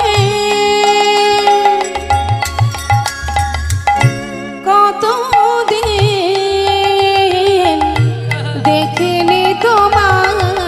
একবার দেখা দে আমায়, একবার দেখা দে রে ভাই কানাইয়া, দেখা দে আমায়। একবার দেখা দে আমায়, একবার দেখা দে আমায়। মা, ভক্ত যদি ভগবানের চরণ পাদপদ্ম লাভ করার জন্য ছুটতে ছুটতে পথে নামে, সে যদি পথের পরে পথ হেঁটে যায়, যখন যার উদ্দেশ্য নিয়ে ঘর থেকে বেরিয়েছে তার কিন্তু দায়িত্ব পড়ে যায়। গোবিন্দ দেখছে ভক্ত সুদামা আসছে, পাশে বসে আছে রুক্মিণী সত্যভামা, জিজ্ঞাসা করছে স্বামী, তোমার বন্ধু তোমার জন্য পথের পরে পথ হেঁটে আসছে, পাগলের ন্যায় তোমার জন্য শুকনো চিড়ে নিয়ে ছুটে আসছে। স্বামী, আমি আর ওর কষ্ট সহ্য করতে পারছি না, তুমি তোমার ভক্তকে একবার দেখা দাও। গোবিন্দ বলছে, রুক্মিণী এমন কথা বলো না, আমার বন্ধু আসছে ঠিকই, যখন এত কষ্ট করে ঘর থেকে যাত্রা করেছে আসুক আমার দ্বারে, তবেই তো আমি তো যাওয়ার জন্য বসে আছি। কতক্ষণে আসবে সুদামা আমার কাছে? আমি তার জীবনের সর্বস্ব কিনে নিয়েছি যাতে সে আমার কাছে আসে। শুধু আমি অপেক্ষায় আছি, একটু অপেক্ষা করো, সময় না হলে তো আমি যেতে পারবো না, সময় হোক আমি ঠিক যাব তার সামনে। হরি বল। কি করেছে মা? দেখবেন মা, সময় না হলে ভগবান আসবে না, তুমি যতই ছটফট করো। যেমন বাবা মহাভারতে শিশুপাল, ভগবান বলেছিল যে তোমার 100টা অপরাধ আমি ক্ষমা করব, 100 থেকে 1 যখন হবে, তুমি যদি নিজেকে না শোধরাও আমি কিন্তু তোমাকে আর বাঁচিয়ে রাখবো না, সেই দিনই তোমার শেষ। তাই একটার পর একটা অপরাধ করে যখন 101 হলো, সেই দিনই কিন্তু তাকে প্রাণে মরতে হয়েছিল। তাই ভগবান সময় না হলে তোমার সামনে আসবে না, যতই তুমি কাঁদো, যতই তাকে ডাকো। তাই আজ দেখুন ভগবান বসে আছেন, তিনি দেখছেন বন্ধু আসছে, কিন্তু অপেক্ষায় আছে কখন আসবে দ্বারে। আর সুদামা ডাকতে ডাকতে দ্বারকার কাছে এসে দেখছে কি মা, বিশাল প্রাসাদ, রাজপ্রাসাদ দর্শন করে মনে মনে ভাবছে সুদামা, আহা আমার বন্ধু কত বড় রাজ্যের রাজা, এত বড় রাজাও যে কিনা রাজসুখ ভোগ করে, এই গোটা রাজ্য পরিচালনা করে, তার কি আর আমার সেই শিশুকালের বন্ধু আমি, আমার মতো কাঙাল বন্ধুর কথা তার কি আর মনে আছে? যদি চিনতে না পারে আমি কি করে যাব তার কাছে? ফিরে যাই, যদি চিনতে না পারে আমি বেশি কষ্ট পাবো। তার থেকে ফিরে যাই। আবার মন বলছে না না, এলাম যখন একবার তো দ্বারে গিয়ে দেখি যদি সে চিনতে পারে। দমনা হচ্ছে, দমনা করতে করতে এগিয়ে যাচ্ছে বাবা। দ্বারে এসে যেই না দাঁড়িয়েছে, দেখছে দ্বারে অনেক প্রহরী, অর্থাৎ দাঁড়ি দাঁড়িয়ে আছে। দাড়িকে দেখে বলছে, আয় দাড়ি, দাড়ি এখানে কি আমার বন্ধু কানাই আছে? दारी जिज्ञासा करছে कौन हो तुम, कहाँ से आए हो, तुम्हारा नाम क्या है? সুদামা বলছে আমাকে চিনবি না, আমি বৃন্দাবন থেকে আসছি, বল না এখানে কি আমার বন্ধু কানাই আছে? द्वारपाल बोलें देखो इधर कोई कानाई वानाई नहीं है, ये जो राजा है ना उसका नाम है कृष्ण। कृष्ण? अरे जानिस दारी যে কৃষ্ণ সেই তো কানাই, আমাকে একটু ভিতরে যেতে দে না, আমি ভিতরে যাই, কতদিন দেখিনি বন্ধুকে, আমি তাকে দেখতে চাই। দ্বারপাল হাসছে বাবা, আরে কোথা থেকে পাগল, সারা গায়ে নোংরা দুর্গন্ধ, সারা গায়ে কাদামাটি লেগে আছে, এ কিনা আমাদের রাজার বন্ধু। মুখের দিকে হা করে তাকিয়ে সমস্ত দাড়ি ওই দ্বারকাবাসী তারা সবাই হাসছে, অট্টহাসি হাসছে। মহাজন লীলার পাশে দাঁড়িয়ে বলছে देखो देखो ये गरीबी का हाल,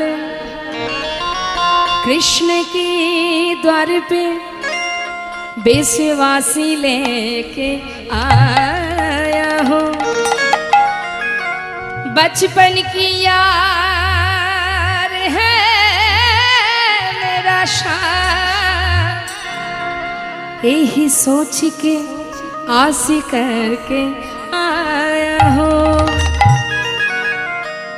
हरिद्वार पालो उसका नैया से कह दो, हरिद्वार पालो उसका नैया से कह दो, हरिद्वार पालो उसका नैया से कह दो, कि द्वार पे सुदामा करीब आ गया है, दर पे सुदामा करीब आ गया है।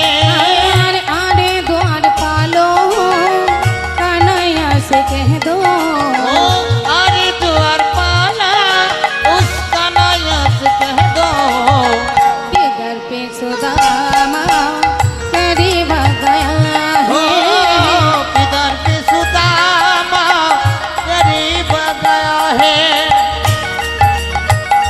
हरि बोल।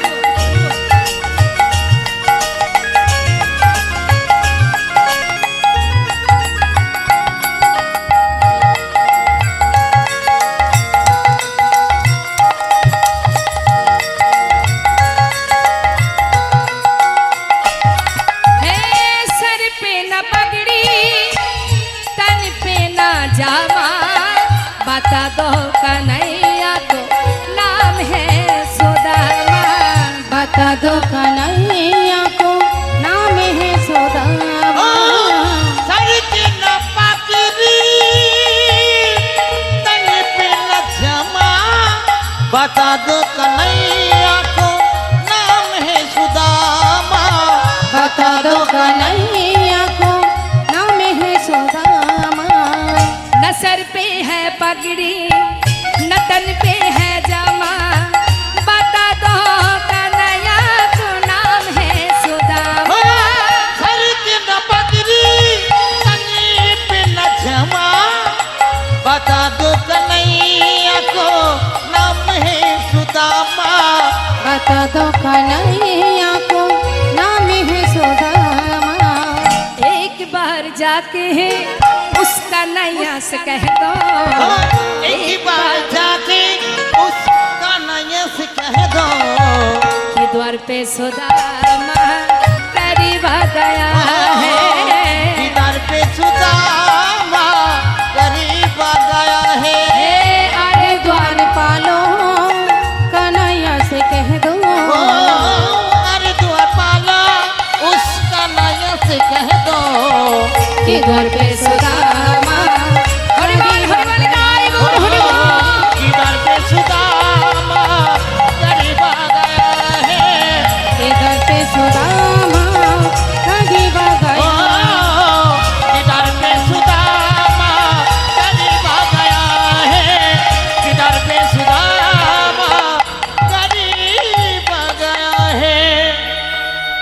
অনাদি আদি গোবিন্দ তিনি তো সোনার সিংহাসনে বসে আছে মা, তিনি তো জানেন সুদামা দ্বারে এসে দাঁড়িয়ে আছে, কিন্তু যতক্ষণে খবরটা না পাবে সে যাবে কি করে।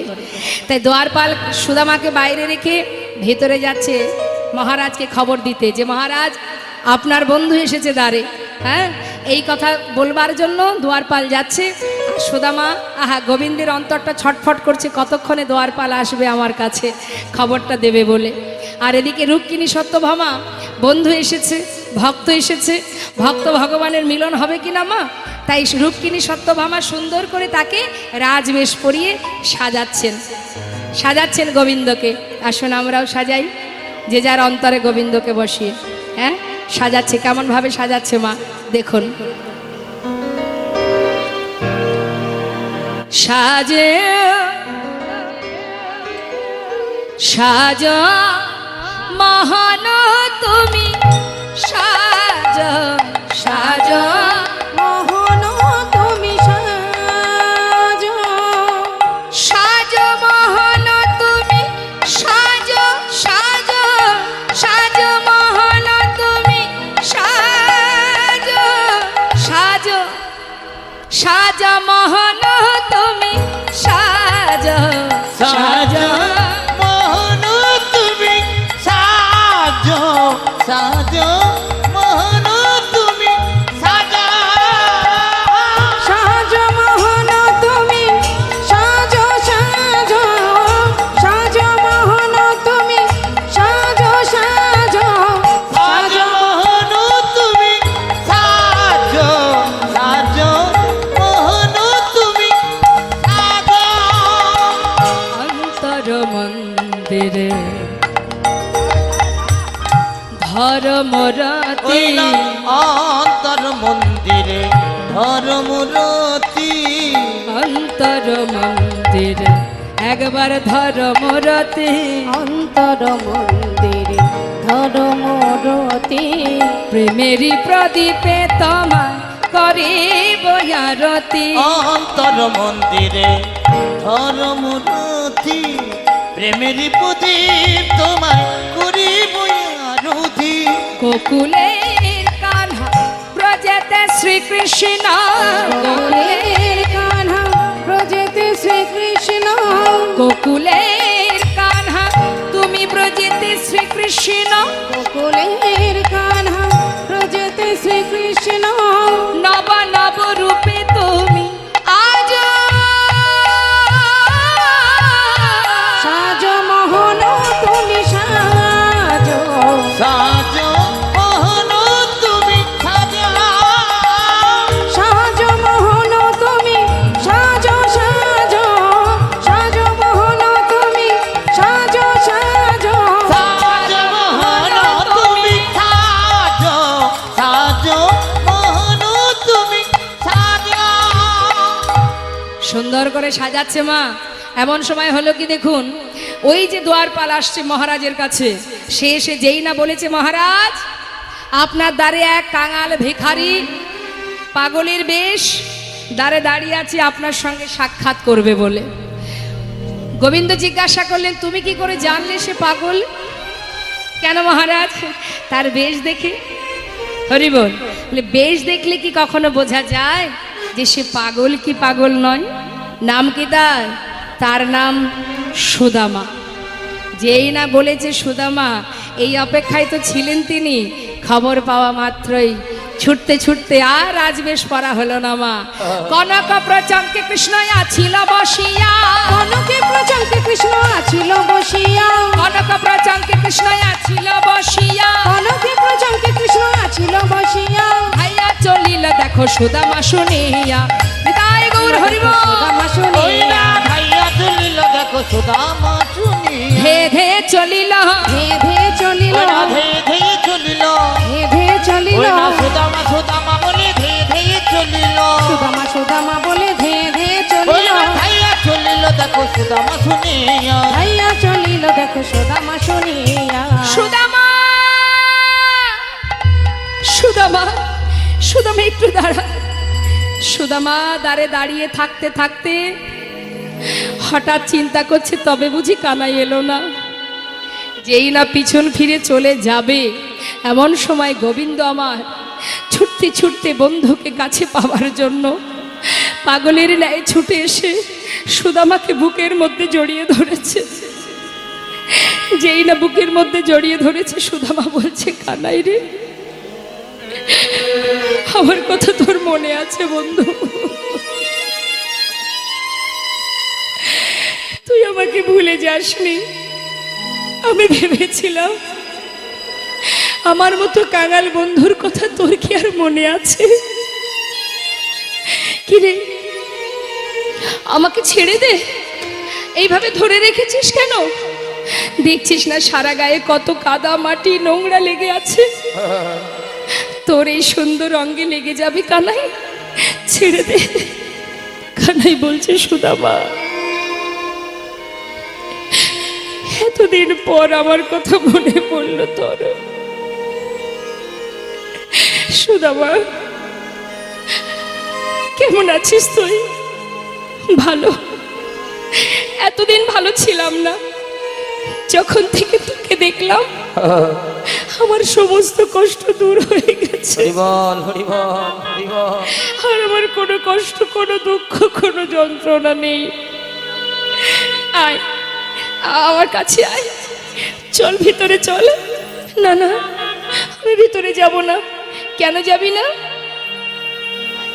ওই দেখ, চল বলছি ভিতরে। কৃষ্ণ, আমি কি করে যাই বল ভিতরে?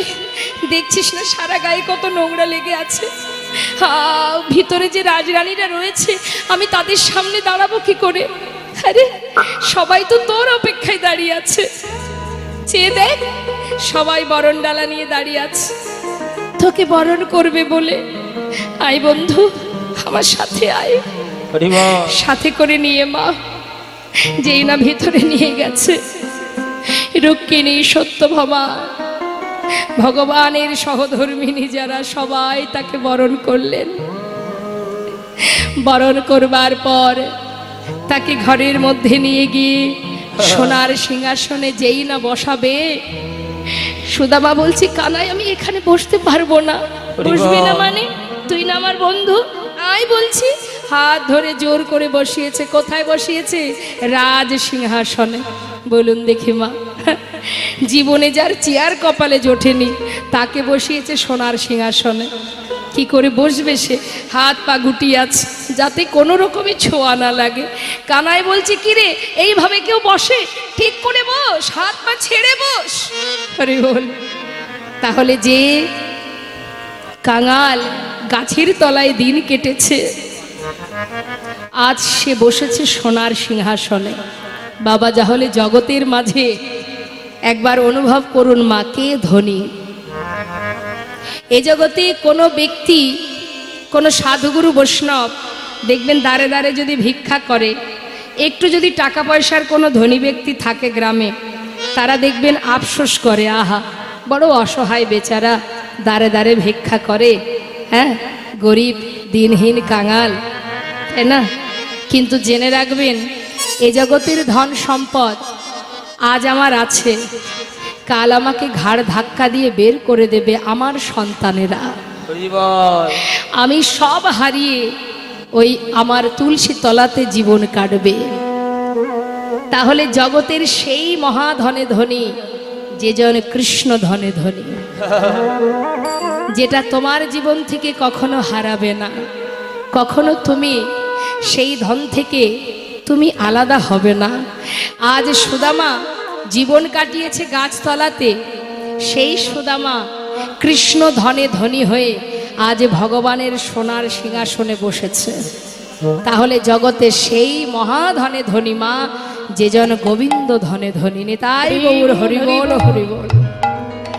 আজ সোনার সিংহাসনে বসানোর পর রুক্মিণীকে বললেন, রুক্মিণী তাড়াতাড়ি যাও, জল নিয়ে এসো।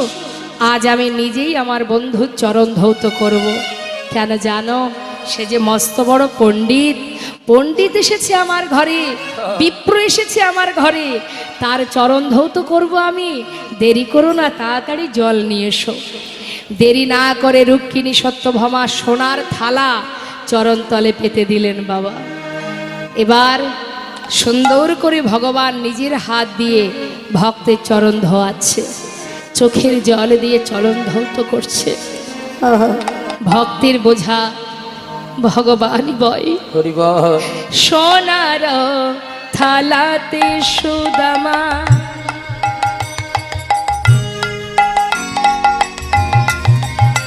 আজ চরণ রাখিল, সোনার থালাতে সুদামার দেখো চরণ রাখিল। আজি দেখো দেখো স্বর্ণ ভিঙ্গারের জল চরণেতে দিল। দেখো স্বর্ণ ভিঙরের চাল সুদামার চরণে দিল। আজি নয়ন জলে প্রভু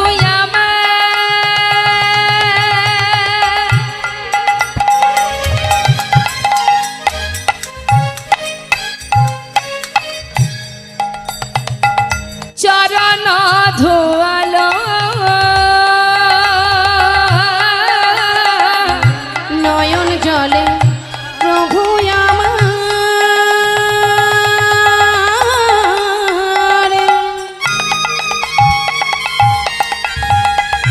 চরণ ধোয়ালো। ভগবান আমার আজ চরণ ধুয়ে মনে মনে বলে সুদামা, এই জগতে ভক্ত ছাড়া আমার কে বা আছে? শুধু এ জন্মে নয়, আমি জনমে জনমে ভক্তের চরণের দাস। হরি বল। আমি ভক্তের চরণের দাস, আমি ভক্ত বড় ভালোবাসি। ভক্তই আমার মাতা, ভক্তই আমার পিতা, আবার ভক্তই আমার গুরু। আদর করে নাম দিয়েছে আমার নাম, আমার নাম বাঞ্ছা কল্প তরু। নিতাই গৌর হরি বল, হরি বল। আজি নয়নে জলে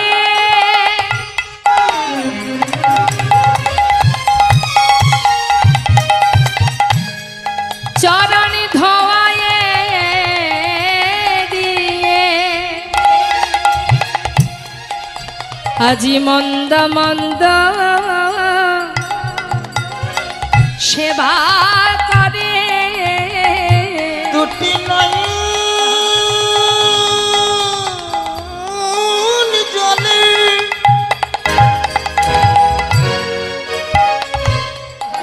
চরণে ধোয়ায়ে দিয়ে, ওই না মন্দ মন্দ চরণ সেবা করে। মাগো, চরণ দুটি হাতে করে নিয়ে দেখছি চরণ থেকে কত রুধির ঝরছে। ভগবানের করকমলে চরণ দুটি নিয়ে মনে মনে বলছে, ভক্ত কত ভালোবাসলে যে নিজের কথা না ভেবে শুধু আমার চিন্তা করে হাজার কষ্টকে ভুলে থাকতে পারে। চোখের জলে চরণ ধৌত করছে সুদামার। আমরা কি দেখেছি মা? ভক্ত ভগবানের চরণ সেবা করে, তাই না? কিন্তু আজ যে উল্টো হয়ে গেল মা, ভগবান ভক্তের চরণ ধৌত করছে। হরি বল। এমন ভক্ত কতজন হতে পারে বলো? গোবিন্দ চরণ ধৌত করছে আর বলছে, সুদামা এই বন্ধু, এতগুলো বছর পরে এসেছিস, আমার জন্য কিছু এনেছিস নাকি? সুদামা মনে মনে চিন্তা করছে, কানাই রে, তুই তো এত বড় রাজ্যের রাজা, তুই রাজ সিংহাসনে বসে থাকিস, তুই রাজভোগ সেবা করিস, রাজ পালঙ্কে ঘুমাস, আমার আনা শুকনো চিড়ে আমি তোকে দেব কেমন করে? যদি তুই না খাস, কাপড়ের মধ্যে লুকিয়ে রেখে বলছে, জানিস অনেক চেষ্টা করেছি, কিচ্ছু আনতে পারিনি রে, কি করব বল? কোন রকমে ভিক্ষা করে দিন কাটে, কিচ্ছু আনতে পারিনি। গোবিন্দ মনে মনে বলছে, সুদামা আমার জন্য এনেছিস কিন্তু দিতে পারছিস না, তুই ভেবেছিস তোর আনা শুকনো চিড়ে আমি খাবো কি করে? তুই কি জানিস না, আমার ভক্তরা আমাকে ভালোবেসে যা দেয় আমি যে সেটা তৃপ্তি ভরে সেবা করি। হরি বল। ওরে বিদুরের ঘরের শাকন্ন যদি আমি সেবা করতে পারি, সবরীর এঠো কুল যদি আমি খেতে পারি, তোর আনা শুকনো চিড়ে খাবো না? সত্য কথা মা, হস্তিনাপুরে ভগবান কৃষ্ণ যখন যান, দুর্যোধন বলেছিল, এসো সখা আমি তোমাকে রাজভোগ খাওয়াবো। ভগবান বলেছিল, শোনো দুর্যোধন, খেতে যদি হয় আমি তো তোমার কাছে খাবো না, আমি যদি সেবাই করতে চাই তাহলে বিদুরের ঘরে সেবা করব। বিদুর ছিল দাসী পুত্র মা, তাই বিদুরের ঘরে সেবা করেছিলেন ভগবান। বিদুরের স্ত্রী ভুল করে কলা সেবা দেবে বলে খোসাটা দিয়েছিলেন, আপনারা সবাই জানেন। ভগবান সেই খোসাটাই সেবা করেছিলেন, সেটাই সেবা করেছিলেন। কেন মা? তাতে যে ভক্তি ছিল, প্রেম ছিল, ভালোবাসা ছিল।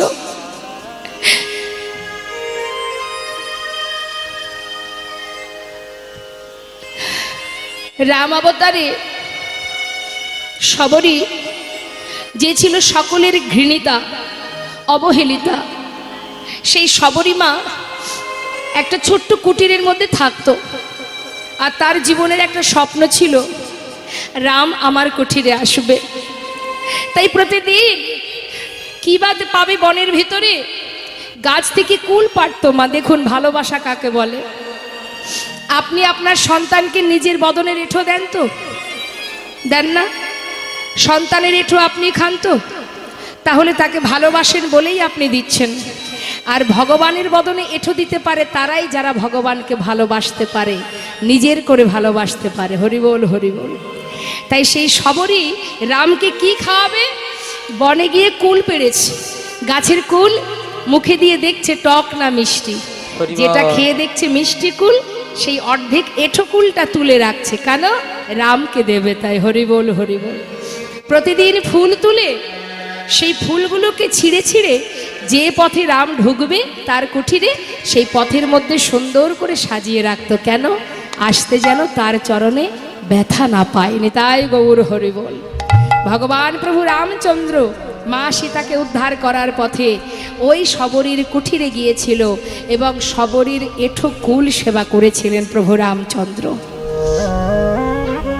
তাই ভগবান সুদামাকে বলছে, বন্ধু, সকলের এঁঠো যদি আমি খেতে পারি, তাহলে তোমার আনা শুকনো চিড়ে আমি কেন খাবো না? তুমি দিতে পারছো না। মনে মনে ভাবছে গোবিন্দ, বেশ, দিতে যখন পারছো না, সময় মতো আমি খেয়ে নেব। কিচ্ছু না বলে তাকে স্নান করিয়ে শুদ্ধ বসন পরিয়ে তাকে সুন্দরভাবে সেবা দিল।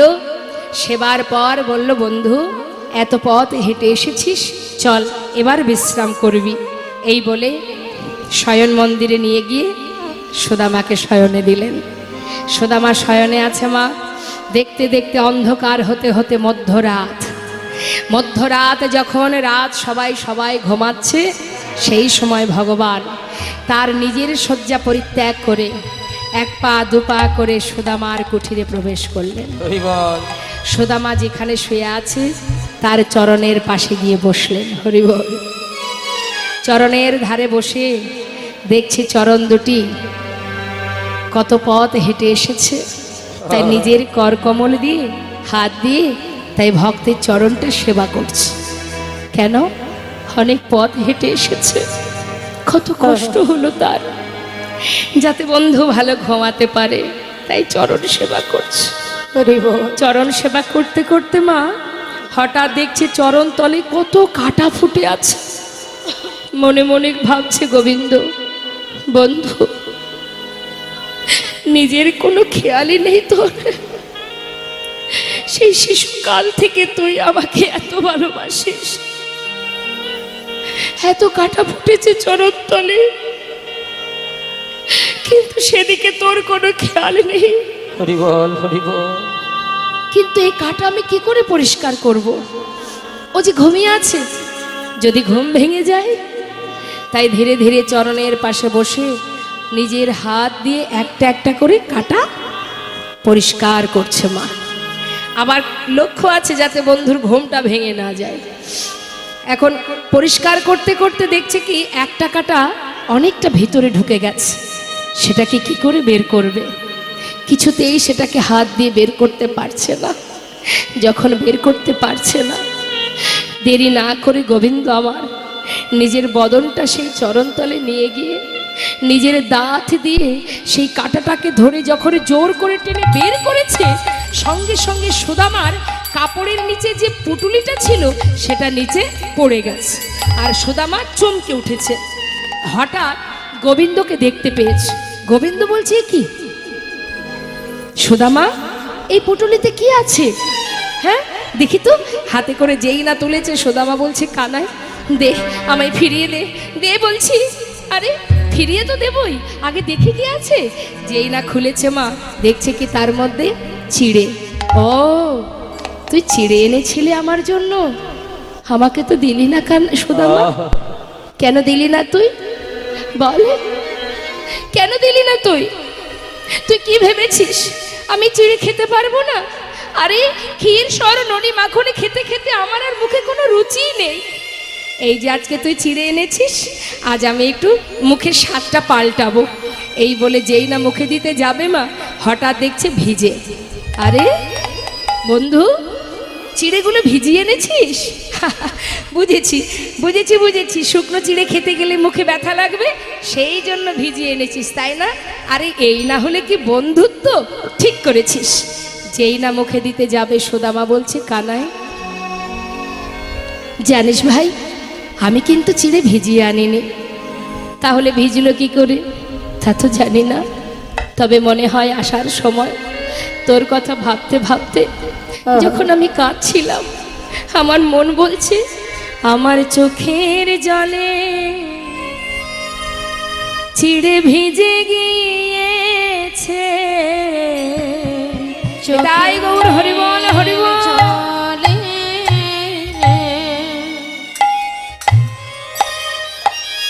চিড়ে ভিজে গিয়েছে চোখের জলে চিড়ে ভিজে গিয়েছে, আমার চোখের জলে চিড়ে ভিজে গিয়েছে। আমি কেমন করে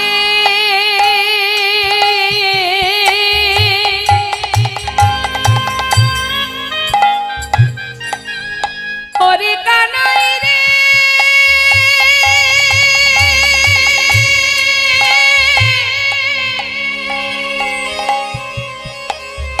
ওরে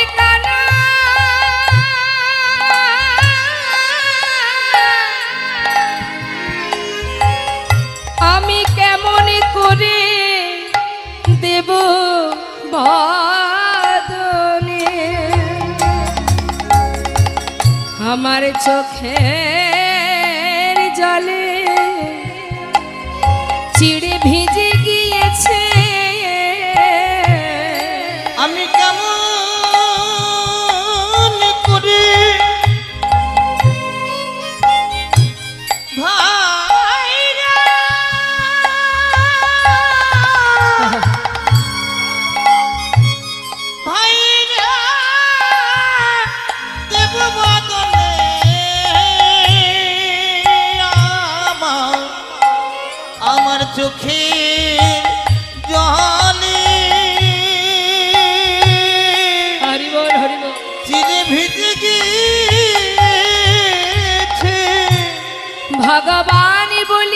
সুদামা, এই জগতে সবাই আমার ক্ষীর ননি মাখনে দেয়, কিন্তু চোখের জলে ভিজানো চিড়ে কেউ দেয় না। হরি বল। তাই আজ আমি তোর সামনে দাঁড়িয়ে প্রতিজ্ঞা করলাম,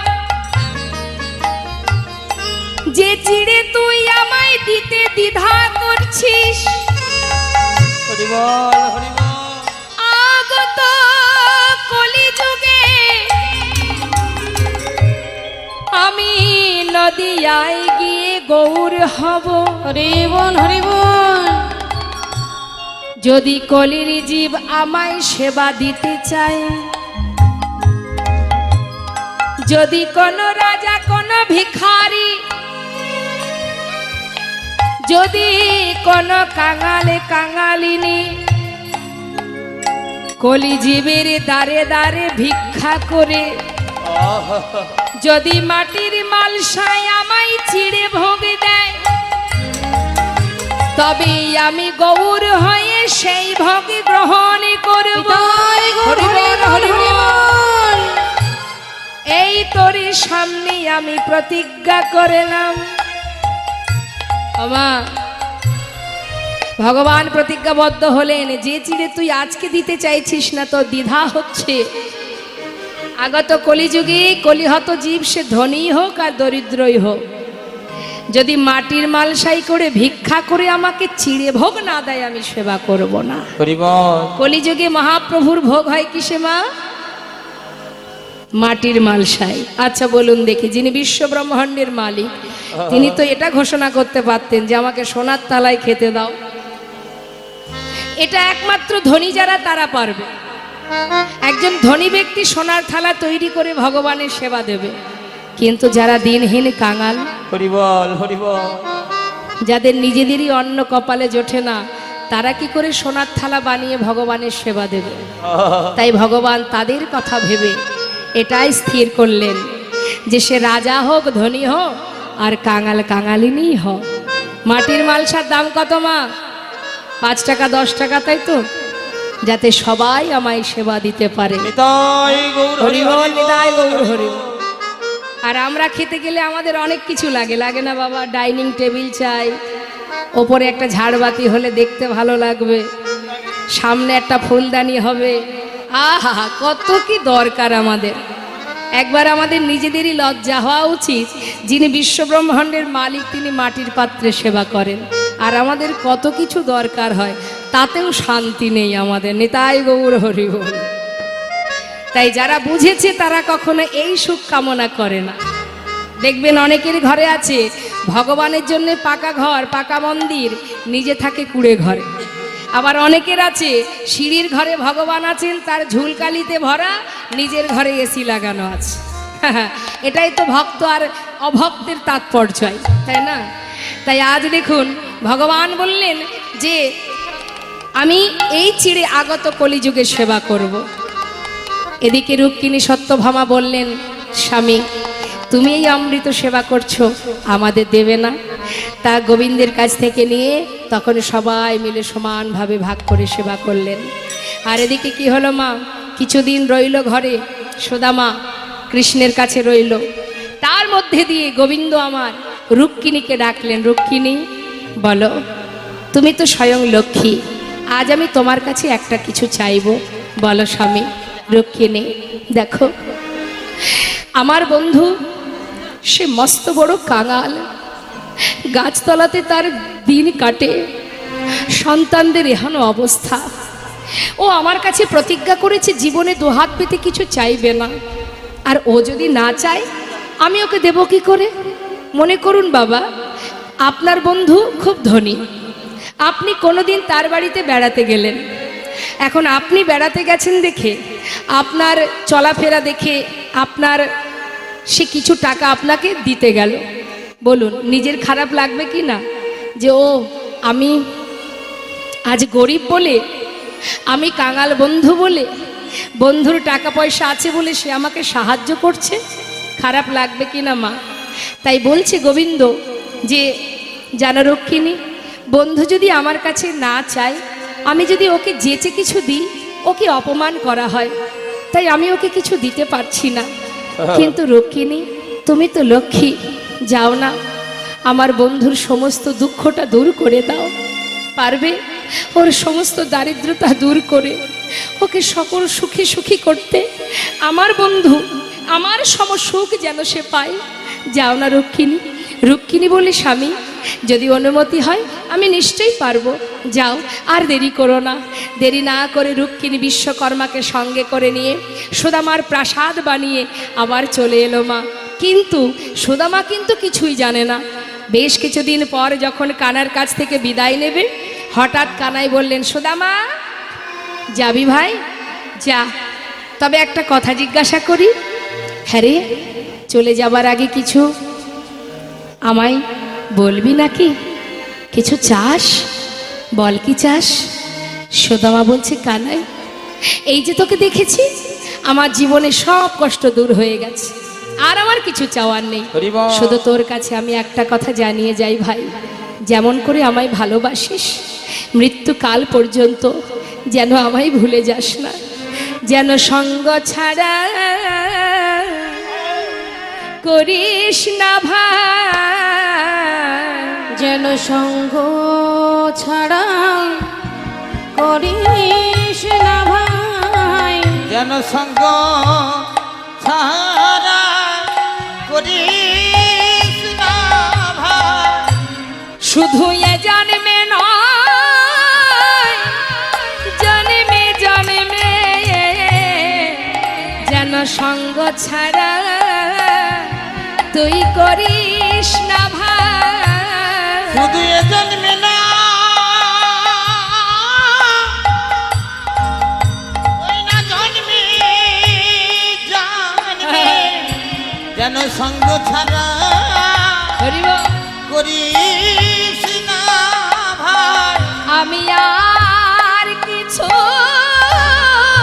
চাই না কানাই, বলি ওরে আমার প্রাণের ভাই।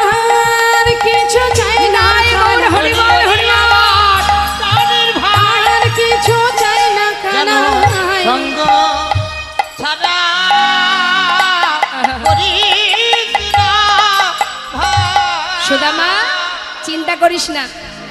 শোন ভাই, আমার সঙ্গ ছাড়া তোকে করব না, তবে দেখ তুই যা, আমি বলছি শোন, তোর কোনো কষ্ট থাকবে না, কোনো দুঃখ থাকবে না। সুদামা মনে মনে চিন্তা করছে, কানাই তো সবই জানে আমার কি অবস্থা, আবার বলছে দুঃখ থাকবে না, কষ্ট থাকবে না। ভাবতে ভাবতে যাচ্ছে বাবা। পথে যেতে যেতে বৃন্দাবনে যখন এসে পৌঁছালেন মা, চারিদিকে দেখছে যেখানে তার গিন্নি তার সন্তানরা ছিল সেখানে তাদেরকে দেখতে পাচ্ছে না। এরা গেল কোথায়? এই গাছতলাতেই তো ছিল, গেল কোথায়? দেখছে বিশাল একটা প্রাসাদ। ও, হয়তো কোনো ধনী ব্যক্তি তৈরি করেছে, কিন্তু আমার গিন্নি কোথায়? চারিদিকে খুঁজছে, খুঁজতে খুঁজতে হঠাৎ দেখছে কি মা, সেই প্রাসাদ থেকে রাজরানীর বেশে তার স্ত্রী সুশীলা বরণডালা হাতে নিয়ে নিচে নেমে আসছে। হরিবল হরিবল। হা করে তাকিয়ে আছে, সুশীলার দিকে চিনতে পারছে না। সুশীলা বলছে, স্বামী এমন করে তাকিয়ে আছো কেন? চিনতে পারছো না তো? শোনো, তুমি কিছু না চাইলে কি হবে, গোবিন্দ তোমাকে সর্বসুখে সুখী করেছে। স্বামী এসো, ভিতরে এসো। স্বামীকে বরণ করে ভিতরে নিয়ে গিয়ে এবার দুজনে ভগবানের বিগ্রহকে নিয়ে সম্মুখে বিগ্রহকে রেখে দুজনে একসঙ্গে গোবিন্দ সেবায় রত হলেন। সবাই আমরা দর্শন করব। এখানেই এবার লীলাকে আমরা বিশ্রাম রাখবো। দর্শন করুন ভক্ত ভগবানের মধুর এই লীলা। তাই এবার দুজনে দর্শন করছে আর গোবিন্দ সেবা দিচ্ছে। রাধে কৃষ্ণ গোবিন্দ গোপাল বল, রাধার মন হরি হরি হরি বল। রাধে রাধে কৃষ্ণ গোবিন্দ গোপাল বল বল, রাধার মন হরি হরি হরি বল। রাধে গোবিন্দ গোপাল রাধার মন হরি হরে হরে বল রাধে কৃষ্ণ গোবিন্দ একবার গোপাল বল বল রাধার মন হরি হরি হরি বল আর গিরি ধারিব গোবর্ধন ধারিব আর গিরিধারী বল গোবর্ধন ধারী বল আর রাধার মন হরি কৃষ্ণ কৃষ্ণ আর রাধার মনোহরি কৃষ্ণ কৃষ্ণ বল তুমি রাধা না জগতের না তুমি রাধা না জগতের না গোপী জন বল্লভ প্রভু গোপীনা রাধা কৃষ্ণ গোবিন্দ গোপাল বল বল রাধার মন হরি হরি হরি বল বল রাধার মন হরি হরি হরি বল বল রাধার মন হরি হরি হরি বল বল রাধার মন হরি হরি হরি তুমি বল করুণা হরি হরি